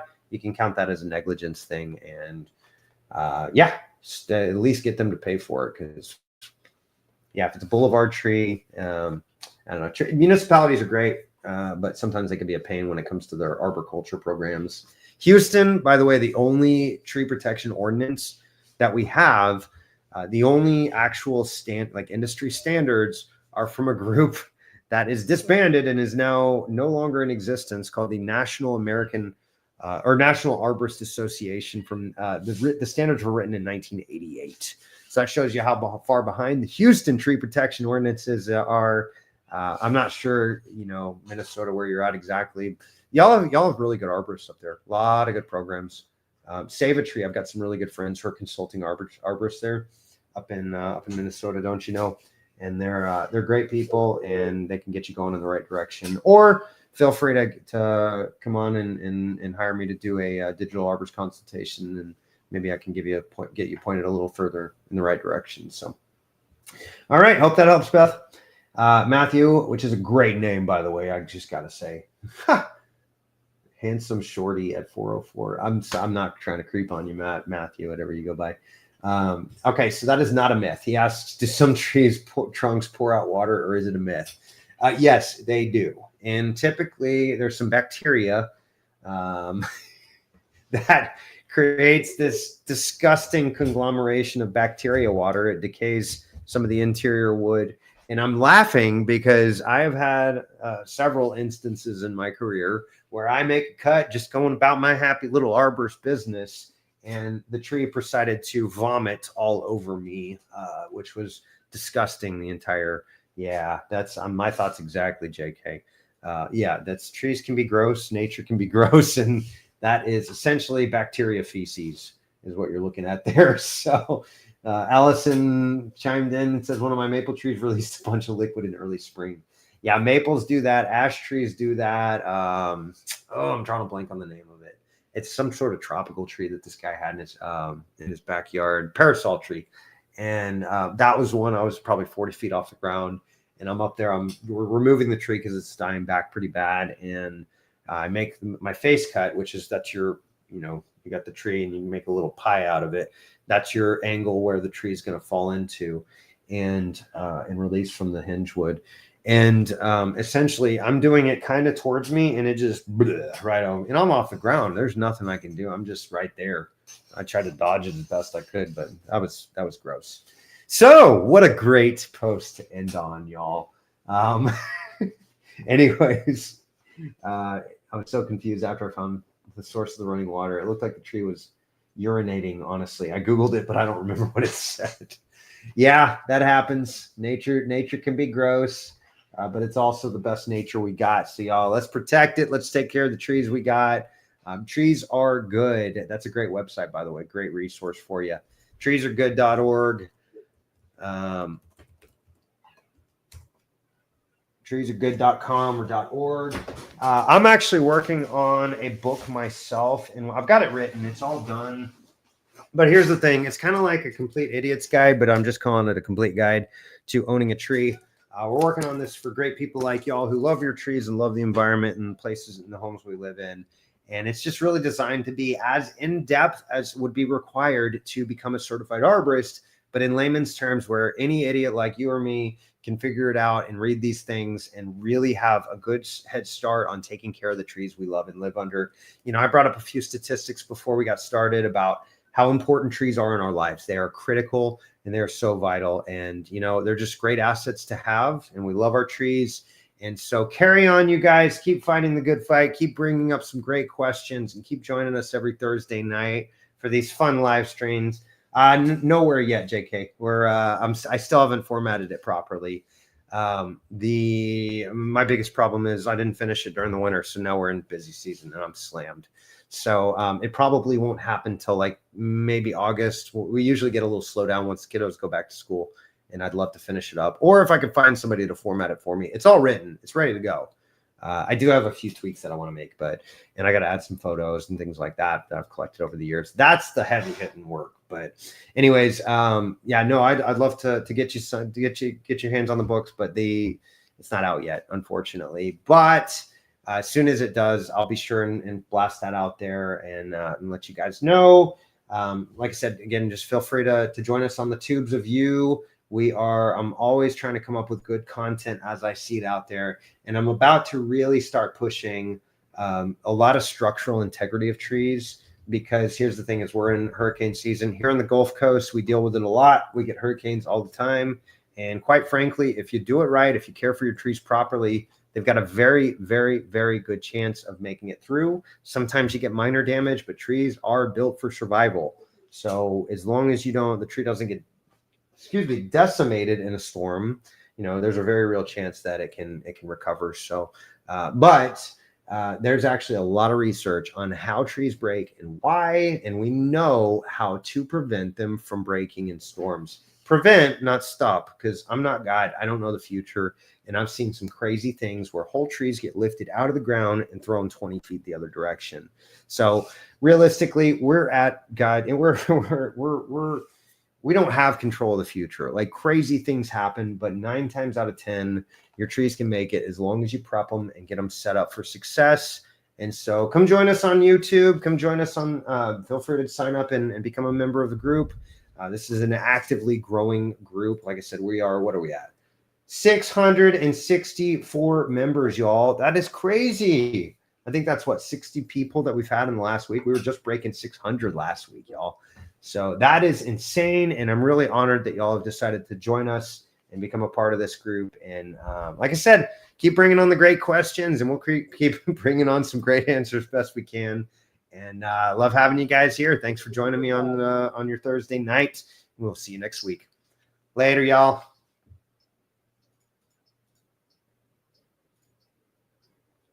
If I can figure out where the buttons are.